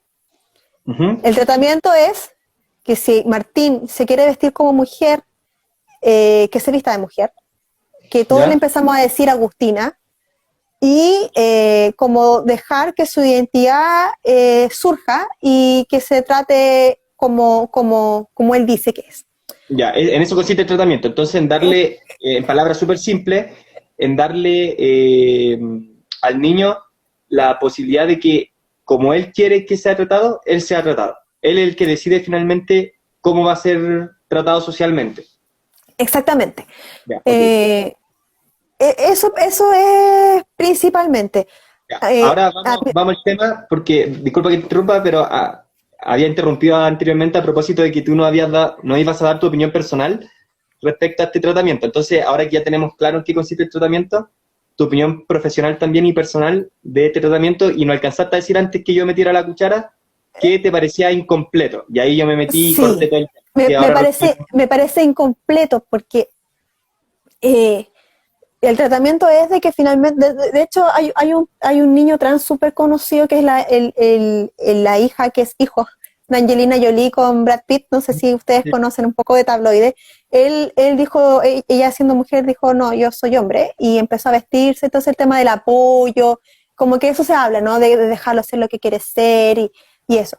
Pero para mí eso, a mí me genera como un poco de incomodidad, a mí personalmente, y por eso te digo, me hago responsable, porque, por ejemplo, si a mí me duele la cabeza porque tengo un tumor cerebral, y me empastillo con pastillas me tomo muchos medicamentos para el dolor de cabeza, ya me tomo analgésico, se me quita el dolor de cabeza, se me quitó el tumor, se acabó el problema raíz.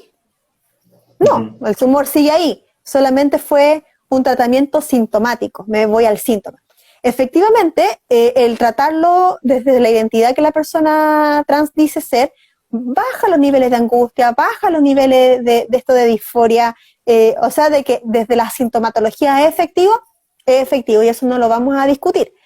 Pero solucionamos el problema raíz, que es esta situación. A mí me parece que no. El problema es que científicamente no conocemos cuál es el problema raíz. Entonces no podemos saber dónde atacar. Pero a mí me parece incompleto, porque no nos podemos solamente focalizar en la sintomatología, en la angustia, en el dolor psíquico. Porque así como que si yo me empastillo o no sé, por las típicas personas que tienen problemas en el nervio ciático y le dan tramadol, se acabó el problema del nervio ciático, que tenéis la vértebra corrida y que por eso te pesca el nervio y te duele la pierna. No, pues, ¿cuál es la solución? Ya sea ejercicio o una operación para poner la vértebra donde corresponde, y así que no te pase a llevar el nervio ciático. Entonces, que haya ausencia de dolor por este tratamiento, por esta forma de llevar el tema de las personas trans, para mí no significa que esté solucionado el problema. Ahora, hay que ver, el dilema es que no sabemos cuál es el problema, porque la ciencia todavía no la ha podido determinar. Ahora sí, también, desde el punto de vista del tratamiento que tú nos comentabas, de un niño de ese rango de edad de 4 a 6 años, claro, tú nos dices que el tratamiento efectivamente calma la sintomatología, es decir, esta sensación de frustración agobiante de la que hablábamos anteriormente. Efectivamente este tratamiento trabaja ese tema, pero claro, nos comentabas también que no ataca el problema de raíz, no ataca el problema de fondo. Y el problema, además, es que no sabemos cuál es el problema. Claro. También creo, y esto vuelvo a decirlo a título personal, también creo que entregarle una decisión tan importante a un niño de 4 años que no está preparado para tomar esa decisión es sumar otro problema a la ecuación. No sé si está de acuerdo con esto, pero yo pienso que un niño de 4 o 6 años no está capacitado mentalmente para saber qué consecuencias va a tener su decisión a lo largo de su vida. No sé si lo estoy pensando muy fríamente y por eso hice el alcance de que lo digo a título personal, pero creo que no es correcto poder entregarle una decisión de tal envergadura a un niño de 4 o 6 años que no va a tener la capacidad de dimensionar cuáles van a ser las consecuencias a futuro. No sé qué opinas tú personalmente de eso también. Lo quieren hacer entre los 4 y los 6 años porque la sintomatología ocurre entre los 4 y los 6 años. Pero es sumamente complejo, como bien dices tú, darle esa responsabilidad. Yo creo de que hay que tomarlo con cautela, hay que ser prudente, y no es como, me parece tampoco atarantado llegar y dar, porque imagínate, hasta penalmente uno tiene conciencia desde los 14 en adelante. Es como, y aún así, a los 18, 19 años, no todos saben lo que quieren hacer con su vida. Entonces, algo tan determinante como la sexualidad, dárselo por un tema para solamente aplacar la sintomatología, yo creo que hay que hacer una revisión más profunda y quizás tener conocimientos científicos más acabados para tomar una decisión de esa envergadura. Yo creo que nos falta información para decir si es correcto o no. Creo que y sin esa información estamos medio tuertos.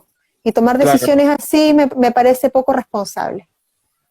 Sí, totalmente de acuerdo. De hecho, lo expuse a propósito hace algún año atrás en la universidad, expuse este tema y lo expuse en relación a la ley de identidad de género que en ese tiempo estaba recién saliendo y tuve la posibilidad de exponer en el lugar donde yo estudiaba este tema. Y yo uno de los factores que ponía en la mesa era precisamente esa decisión. E incluso no lo estaba hablando a los 4 o 6 años, sino que en ese tiempo lo estábamos tocando alrededor de los 13, 16 años.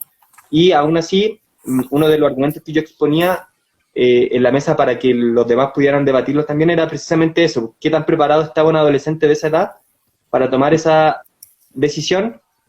Y la respuesta que yo recuerdo que se me dio en ese tiempo a esa pregunta fue que había que analizarlo caso a caso, pero ese es un tema que volvemos a lo mismo. Si lo estamos analizando caso a caso es porque en verdad reconocemos que hay un problema en ese tipo de tratamiento y en ese tipo de soluciones.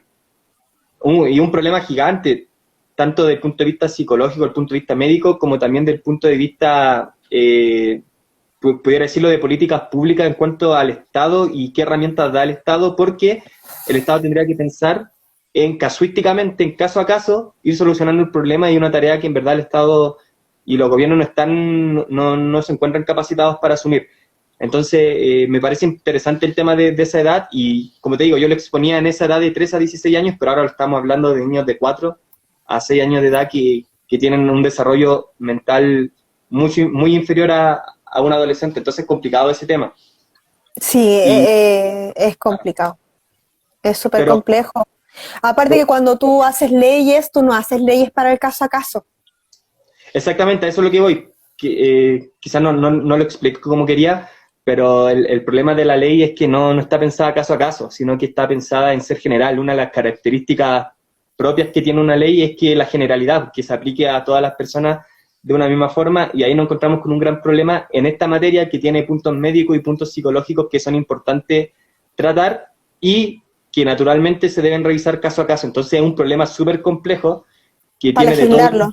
Tiene de todo un poco, desde el punto de vista de la legislación es súper complejo, desde el punto de vista de la psicología y de la medicina aún más complejo, porque finalmente ustedes son los que tienen que tratar de determinar cuál es la causa.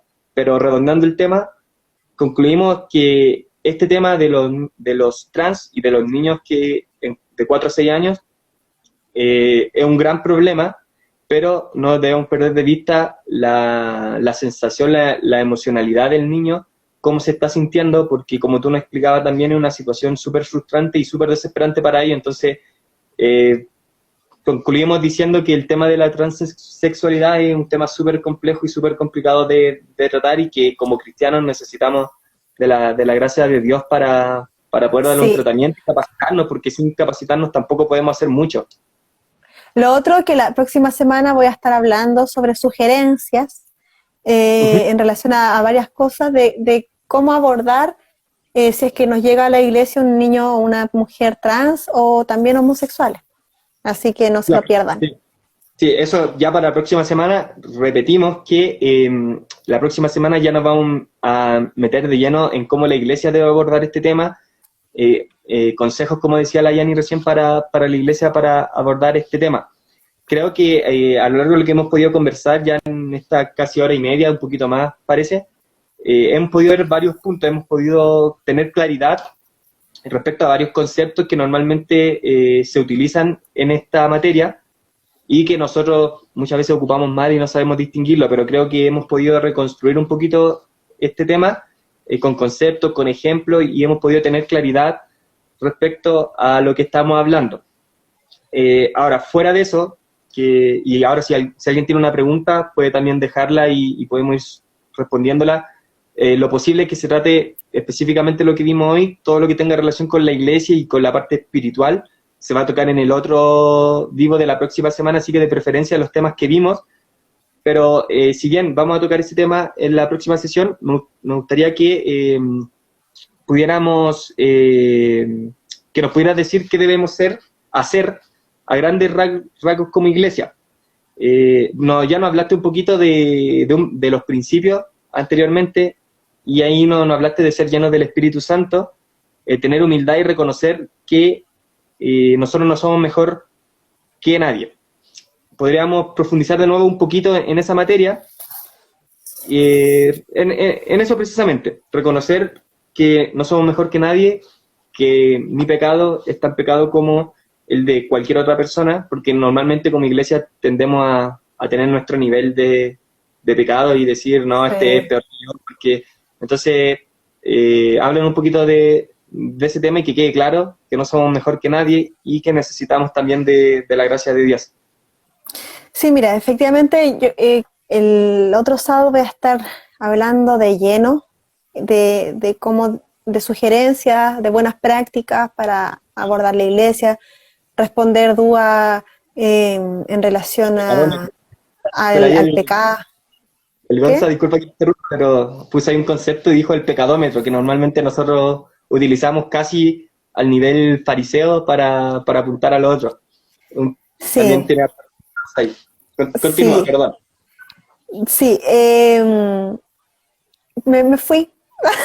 Me quedé con el pecadómetro. Decía precisamente este principio del fruto del espíritu, de humildad en el corazón, de reconocer que no somos mejor que nadie, que no hay niveles de pecado, que todos estamos en la misma condición y todos necesitamos la misma gracia de Dios y la misma misericordia de parte de Dios.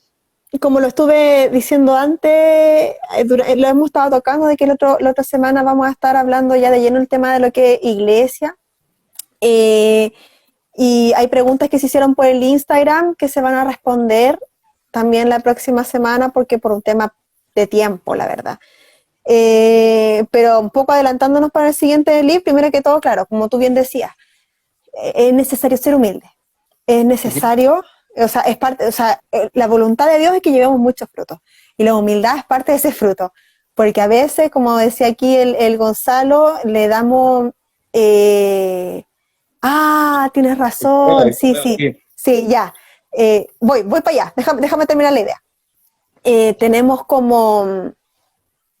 Nosotros le damos un valor a ciertos pecados y como estamos acostumbrados estamos acostumbrados a la hermanita cagüinera, estamos acostumbrados al que es como medio gruñón, estamos acostumbrados como a ciertas cositas, malas prácticas en la iglesia y a veces como uno mismo cae en eso, como que, pero si todos lo hacen, ¿no? Es como que todos aquellos pecados que tienen que ver como con el corazón, como que los minimizamos, le bajamos el perfil. Y todos aquellos pecados que son visibles, que son notorios, que se pueden ver, que te hacen ver que el terno y la corbata o la falda no encaja con eso, lo ponemos como más grave. Y la verdad, para Dios, no sé, yo que peco, y les voy a confesar, yo peco mucho de soberbia y me cuido, me intento cuidar mucho mi corazón de la soberbia, de la altivez, porque a mí me dolió el alma cuando leí en Proverbio que decía que el soberbio a Dios lo mira de lejos. Entonces yo decía, ¿de qué me sirve tanta práctica religiosa y estar metida tanta en los músicos, predicando y cuestiones así, si mi corazón está lejos del Señor porque yo soy soberbia, ¿cachai? Entonces, y lo mismo con la murmuración, Dios abrió la tierra y se comió a los que murmuraban contra Aarón. Entonces, para Dios,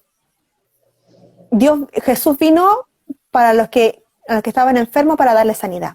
Dios vino para que los pecadores fueran a arrepentimiento. Y cuando yo digo que soy cristiana, lo que estoy diciendo es que yo estaba comiendo con los cerdos, estaba enlodada, era cochina, estaba desnuda y Dios me cubrió en su gracia.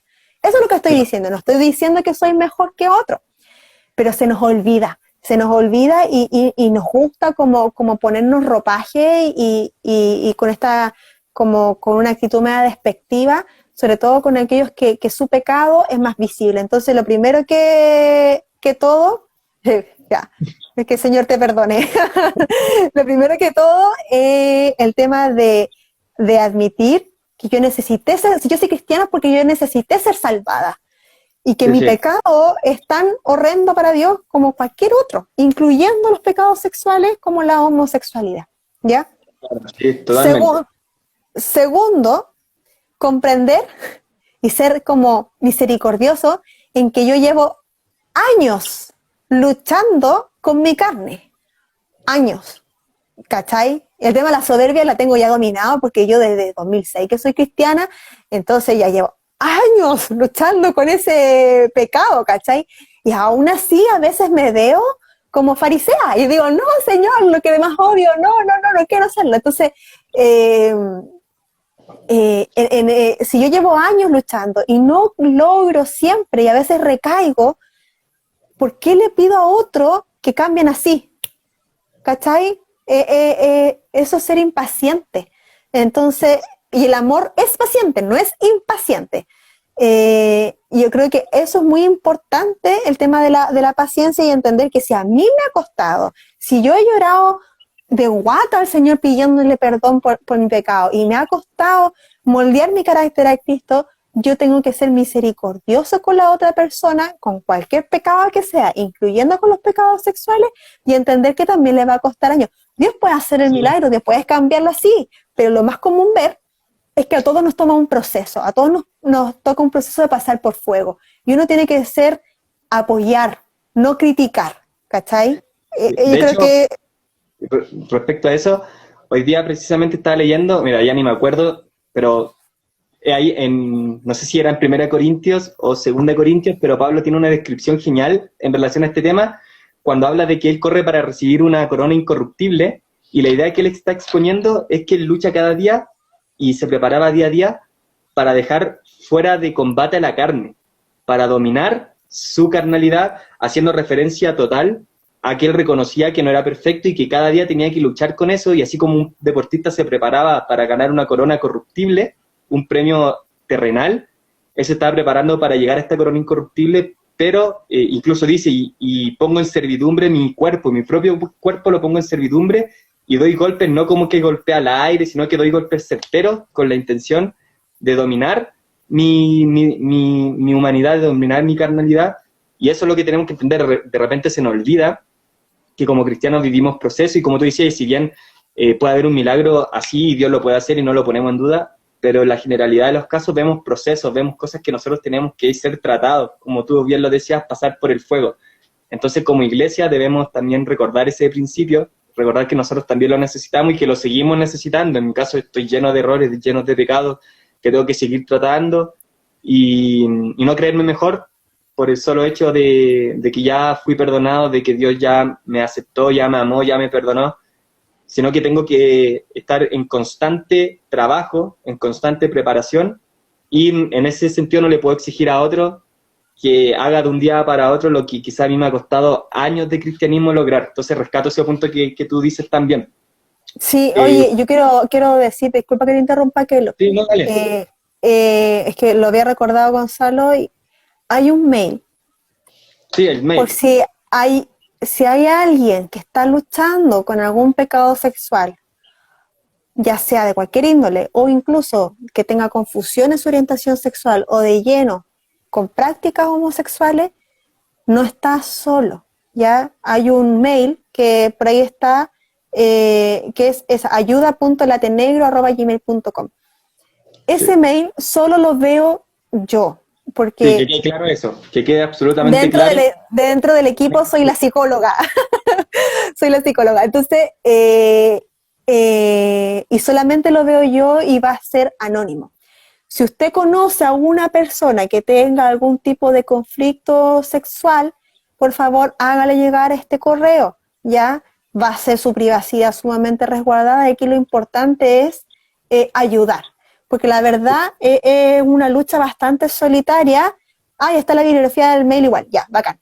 Es una lucha bastante solitaria, y la idea es que no estés solo, porque como algo tan tabú dentro de la iglesia, cuando, no sé, cuando hay una infidelidad en un matrimonio, como que los pastores ya saben cómo abordarlo. Si hay un problema o de algún otro tipo de pecado, como que eso se sabe, pero con respecto a la homosexualidad, no es algo que muchos sepan abordar, entonces yo los invito a difundir este email para que si alguien necesita ayuda o conoce a alguien que necesita ayuda, de todo corazón, la ayuda es gratuita, no se le va a cobrar la consulta, pero estamos aquí para servirle. Y me gusta mucho... Claro, a mí me... ¿Puedes repetir el mail? ¿Te lo sabes de memoria? Y si no, ¿poder repetirlo en vivo? ¿O estoy pidiendo mucho de repente que tenemos mala memoria? ayuda.latenegro@gmail.com.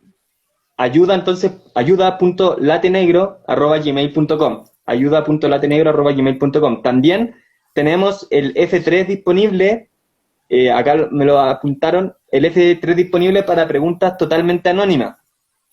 En la bio, y pueden dejar preguntas generales también en los mensajes internos. Así que están estos dos canales. Si quieres una pregunta anónima, ándate por el F3. Ahora, si ya quieres una ayuda más de la Yani directamente, al mail que lo maneja solo la Yani, y ahí puedes hacerle tus consultas, poner tus inquietudes para que ella como profesional te pueda ayudar y podamos también aportarte en tu vida en esa área. Así que eso quería recalcar. No sé qué iba a decir justo. No sé si te acuerdas de lo que ibas a decir. Sí. Es que, no, que quiero un poco redundar en el tema que es el Espíritu Santo el que convence de pecado. Nadie cambia por presión social. Y si alguien cambia por presión social, son cambios externos que no duran y que finalmente generan mucha frustración. Entonces, y hay que pensar que si hay algún homosexual que va a la iglesia o un trans, va a pesar de todos los juicios y todos los prejuicios que pueden haber. Entonces, si uno es parte de la iglesia de Cristo, se tiene que asegurar que el amor de Cristo, así como el amor que me tuvo a mí, la gracia que me tuvo a mí, la misericordia que me tuvo a mí, yo la entregue también por gracia a aquella persona que quiera encontrarse con el resucitado, y no por el contrario, yo ser el enjuiciador, el que mira en menos, o la piedra de tropiezo para que esa persona encuentre salvación. Finalmente, muchas personas que no son cristianas dicen: me gusta Cristo, pero no me gustan los cristianos. ¿Por qué? Porque nos vestimos con esta conducta o esta actitud despectiva en vez de mostrar al resucitado. Y si yo miro mi vida cristiana, y en esto yo me quiero quizá un poco detener, Dios ha sido más misericordioso conmigo que justo. Porque aún cuando yo me porté más mal, siendo cristiana, o sea, no te estoy hablando cuando yo no conocía al Señor, estoy hablando siendo cristiana, cuando yo me porté más mal, Dios me mostró más su amor. No como modo así como que peca, Dios te ama, no. Pero era como que, como dice Oseas, con cuerdas de amor Él me atrae, ¿cachai? Sí. Entonces, aquí yo invito el Espíritu Santo el que convence de pecado. El Espíritu Santo, si la persona va a la iglesia es porque sabe que necesita algo, mostrémoselo. Y si uno es parte de la iglesia, tiene que ser parte de eso, ¿cachai? Pero no por religión, no por presión social, y no en mis tiempos, porque nada va a ser en mis tiempos, eso va a ser en los tiempos del Señor y en relación a lo que la persona haga. Entonces yo aquí invito que la iglesia se revista de misericordia y verdad. Y en ese orden, misericordia y verdad, porque que eso está en Proverbios, porque Dios ha sido más misericordioso conmigo que justo. 16, sí, exactamente. Lo que está citando la Dani, la Yani, perdón, te dije Dani, no sé por qué te dije Dani, la Yani, para que lo puedan revisar, pero es súper interesante, siempre misericordia, ¿verdad? Es algo que de repente nos cuesta entender, pero necesitamos de la misericordia. He visto varios comentarios allí, tú igual lo has dicho. Si Dios hubiera sido derechamente justo con nosotros, quizás ¿dónde estaríamos? Pero Dios ha tenido una misericordia tan grande con nosotros. Hay un salmo que a mí me encanta que dice: nuevas son cada mañana su misericordia, y es una inyección de ánimo saber que Dios cada mañana renueva su misericordia para con mi vida, aún como yo soy, saber que tengo misericordias para estrenar todos los días, nuevas, fresquitas, así como el pancito fresquito en la mañana, por lo menos acá en Calama, los que son, no sé si habrá alguien de Calama, pero paso el dato, Calama tiene el mejor pan corriente, marraqueta, pan francés, como le quieran llamar, de Chile. Lo digo ahora. Y el que no me crea, venga a Calama a comer pan en la mañana fresquito. Bueno, dicho eso, podemos estrenar misericordias nuevas cada mañana del Señor. No solo de Pami del nombre, que no. No sé, pero debo reconocer que como buen chileno y como buen calameño, el pancito en la mañana, exquisito. Así es que, no, retomemos el tema, ese era me mandé otro carril, me descarrilé de nuevo, pero sí, necesitamos de la misericordia de Dios. Hay una frase que yo siempre digo, y es que si su misericordia me alcanzó a mí aún siendo como soy, mi objetivo es que esa misericordia también alcance a los demás, que no cuestionó mi condición primera, y que en el camino fui solucionando bastantes cosas y me quedan por solucionar muchas más. En Proverbio 3.3 está el tema de atarse al cuello la misericordia y verdad. Está en Proverbio 3.3. Y en Proverbio 16.3 dice que con misericordia y verdad se corrige el pecado. Y también sí. me gusta igual el orden, porque es con misericordia y con verdad. Y aquí es importante que los que quieran dentro de la Iglesia de Cristo, quieran estar o participar dentro de cualquier ministerio, yo no solamente con el tema de la consejería o cosas así, sino que en cualquier ministerio uno tiene que revestirse de Corintios 13, el amor. Porque cualquier cosa que yo haga sin amor, como dice la palabra, es molesto, es ruidoso, es estridente, es chillón, más chillón que mi voz. Entonces, uno tiene que revestirse de Corintios 13, y que ahí define qué es lo que es el amor. Y el amor es paciente. El amor no se jacta, no anda diciendo yo soy, mira lo que yo hago. No, ¿cachai? No es jactancioso. El amor no es orgulloso. ¿Me entendí? Entonces, Sí, en cualquier ministerio, insisto, si a alguien te gusta estar en música, tenés que vestirte de Corintios 13, o si no, el orgullo y la vanidad te van a llevar a las nubes. ¿Querís predicar? Tenés que revestirte de Corintios 13. ¿Querís dedicarte al evangelismo? Tenés que revestirte de Corintios 13. Es que, Corintios 13 yo creo que debe ser la guía de cualquier cristiano que quiera participar, bueno, de cualquier cristiano en general, pero además si quieres participar en algo, tenés que estar, pero power en Corintios 13.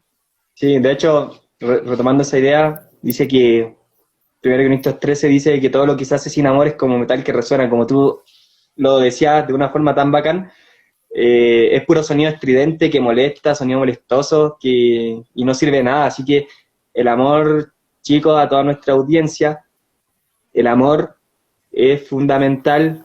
1 Corintios 13, meditémoslo, apliquémoslo, el amor por sobre todas las cosas. Y Sí.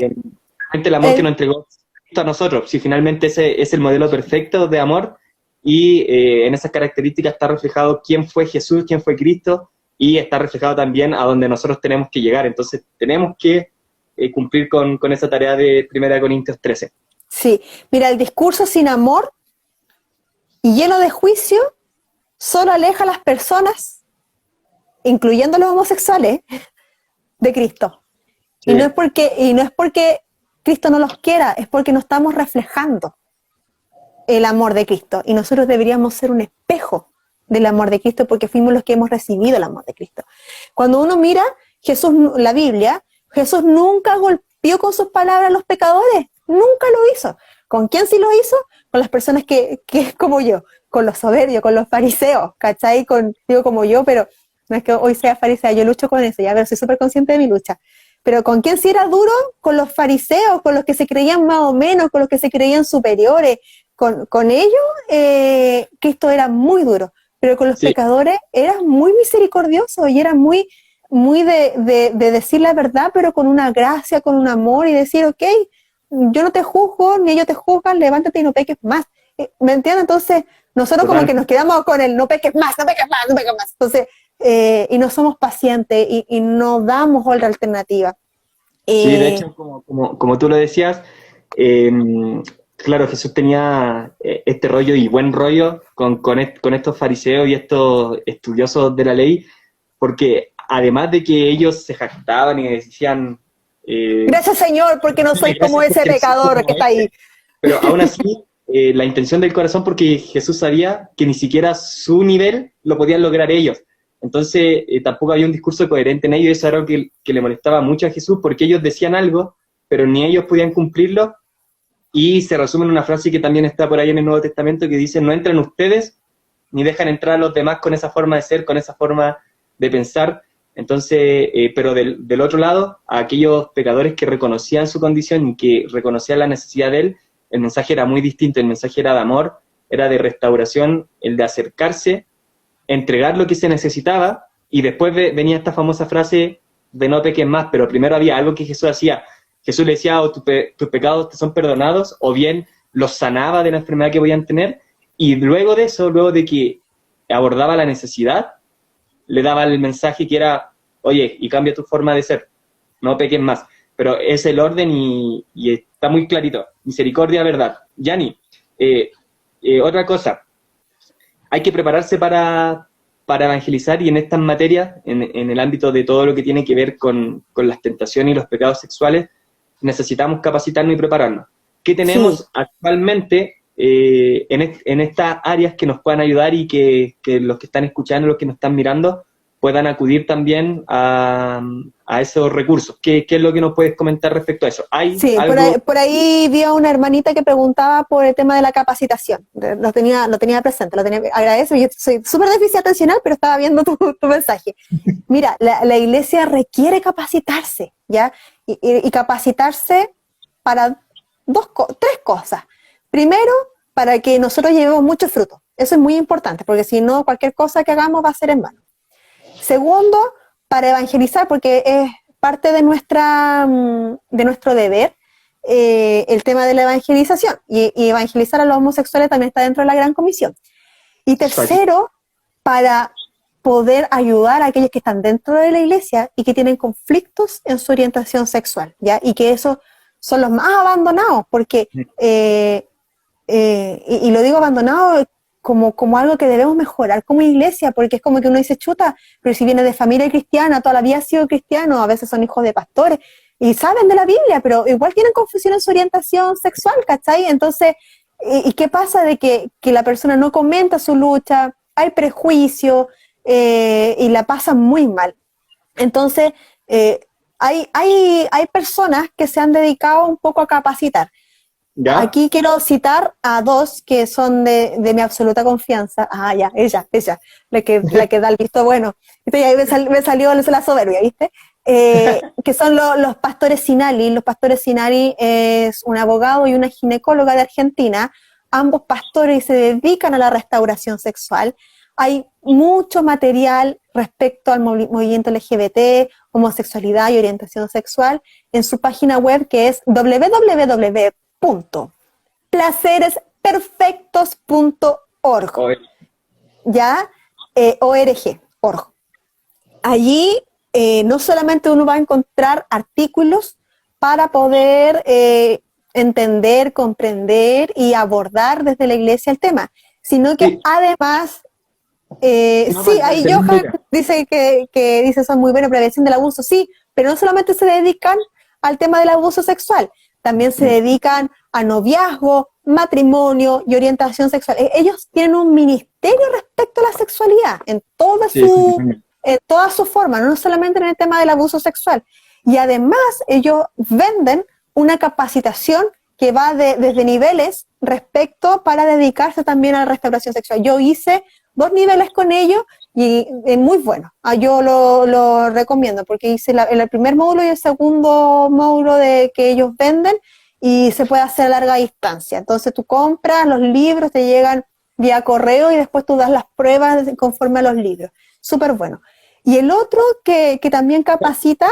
Pero un poquito, paremos ahí, para terminar la idea de ello y también dar una referencia también personal de ello. estuve con ellos en un campamento de jóvenes, corría por ahí el año 2010, 2011, 2012, no recuerdo exactamente, pero estuvimos ahí en San Francisco de Mostazal, y ellos fueron y Yo tuve la estaba oportunidad. ahí, ¿Estabas? 2011. Por ahí más o Sí, menos no tengo nada, pero estuvieron allí muy buenos y quiero enfatizar eso también. Ellos tienen un ministerio no tan solamente enfocado en la restauración sexual, sino en todas estas áreas relacionadas a la sexualidad. Muy bueno, después tuve la posibilidad de verlo en Calama, acá en mi ciudad, y también muy, muy bueno. Tienen libros geniales. Recuerdo que leí uno que creo que se llama algo así como Sexualidad Sana, Liderazgo Sólido, algo así, muy buen libro, tuve la oportunidad de leerlo, así que recomendado.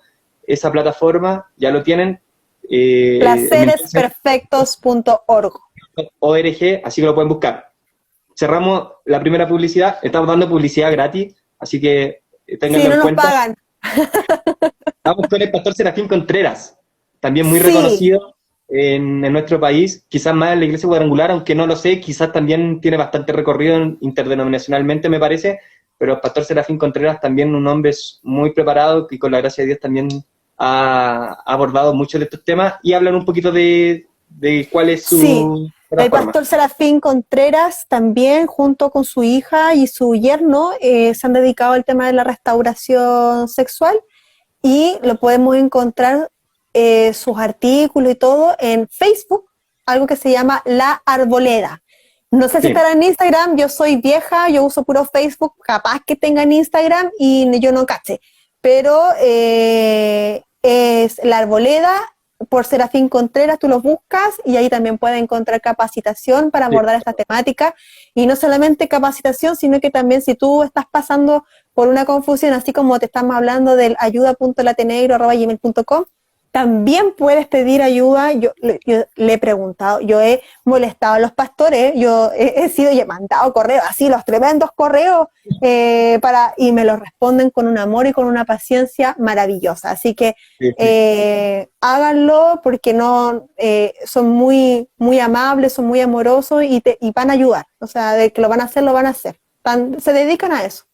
Sí, entonces tenemos ahí dos plataformas súper importantes. Por una parte la de los pastores Sinali en Argentina y por otra parte la Arboleda con el pastor Serafín Contreras y su hija, creo que allá nos apuntaba Gonzalito, que también trabaja Sí, en eso.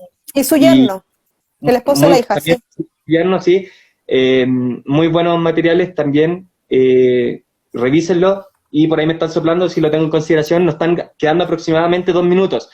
Por ahí Ya, vi rápido, una pregunta, Yanni, para que la ya. tenga en consideración para la próxima, era ¿qué deben hacer los padres si un hijo presenta problemas también con esta parte de la orientación sexual? Así que para que la pueda abordar también la próxima semana la tenga ahí anotada. Sí, ¿Qué te falta el otro decir? sábado voy a estar hablando del tema eclesiástico y quiero decir también que un poco en respuesta a esto de que la iglesia ha sido muy reactiva, ¿ya? Sí, Y totalmente. necesitamos soldados revestidos del amor de Cristo y que estos que estén revestidos de misericordia y verdad pongan las manos en el arado, ¿ya? Y si no se siente preparado para ministrar, lo mejor es derivar. Si los papás o quien sea el líder no se siente preparado, lo mejor es derivar porque si no, si uno habla desde la falta de capacitación, puede entrar más confusión. Y es importante dejar la práctica farisea de que nos creemos moralmente superiores, ya, porque no lo somos. No hay que ser soberbios espirituales y dar de gracias por lo que hemos recibido de gracia, todos. En la vida cristiana siempre necesitamos el Espíritu Santo para poder seguir venciendo nuestras tentaciones. Entonces, hay que también entender que las personas con pecado sexual, incluyendo el tema de la homosexualidad, también van a tener que estar sujetos al Espíritu Santo, pero van a ser en su tiempo. Y lo último, que hay que, en este mismo tema del fariseísmo, hay que ser muy conscientes de que a muchas personas le puede molestar a alguna persona que llega un trans o un homosexual a la iglesia, pero hay que pensar de que Cristo murió por esa persona, ¿cachai? Entonces, si a ti te molesta, es problema tuyo, no es problema de la persona, no es problema de la iglesia, no es problema de Cristo, es problema tuyo. Y ahí sería bueno que con el Señor tú te hicieras como un análisis de por qué te molesta, pero hay que entender que la iglesia no es tuya, ¿cachai? La iglesia es de Cristo, y si Cristo le importa a esa persona y le importa su alma, tenés que mostrar el amor o te retiras, pero no seas piedra de tropiezo. Sí, ahí está Yanni la pregunta, mira, te la repito. En el caso de los padres cristianos que se enfrenten con su hijo a estos temas, ¿cómo deberían enfrentarlo? Esa es la pregunta, nos quedan 20 segundos. Muchas gracias por su audiencia, compartan, vuelvan el próximo sábado. Tenemos que hacer el término rápido, nos quedan 10 segundos más o menos, así que Yanni te puedes despedir. Gracias por su atención y Y compartan. el otro sábado. Lo esperamos el otro sábado, dale, dale. ¡Beso! ¡Chao! Sí.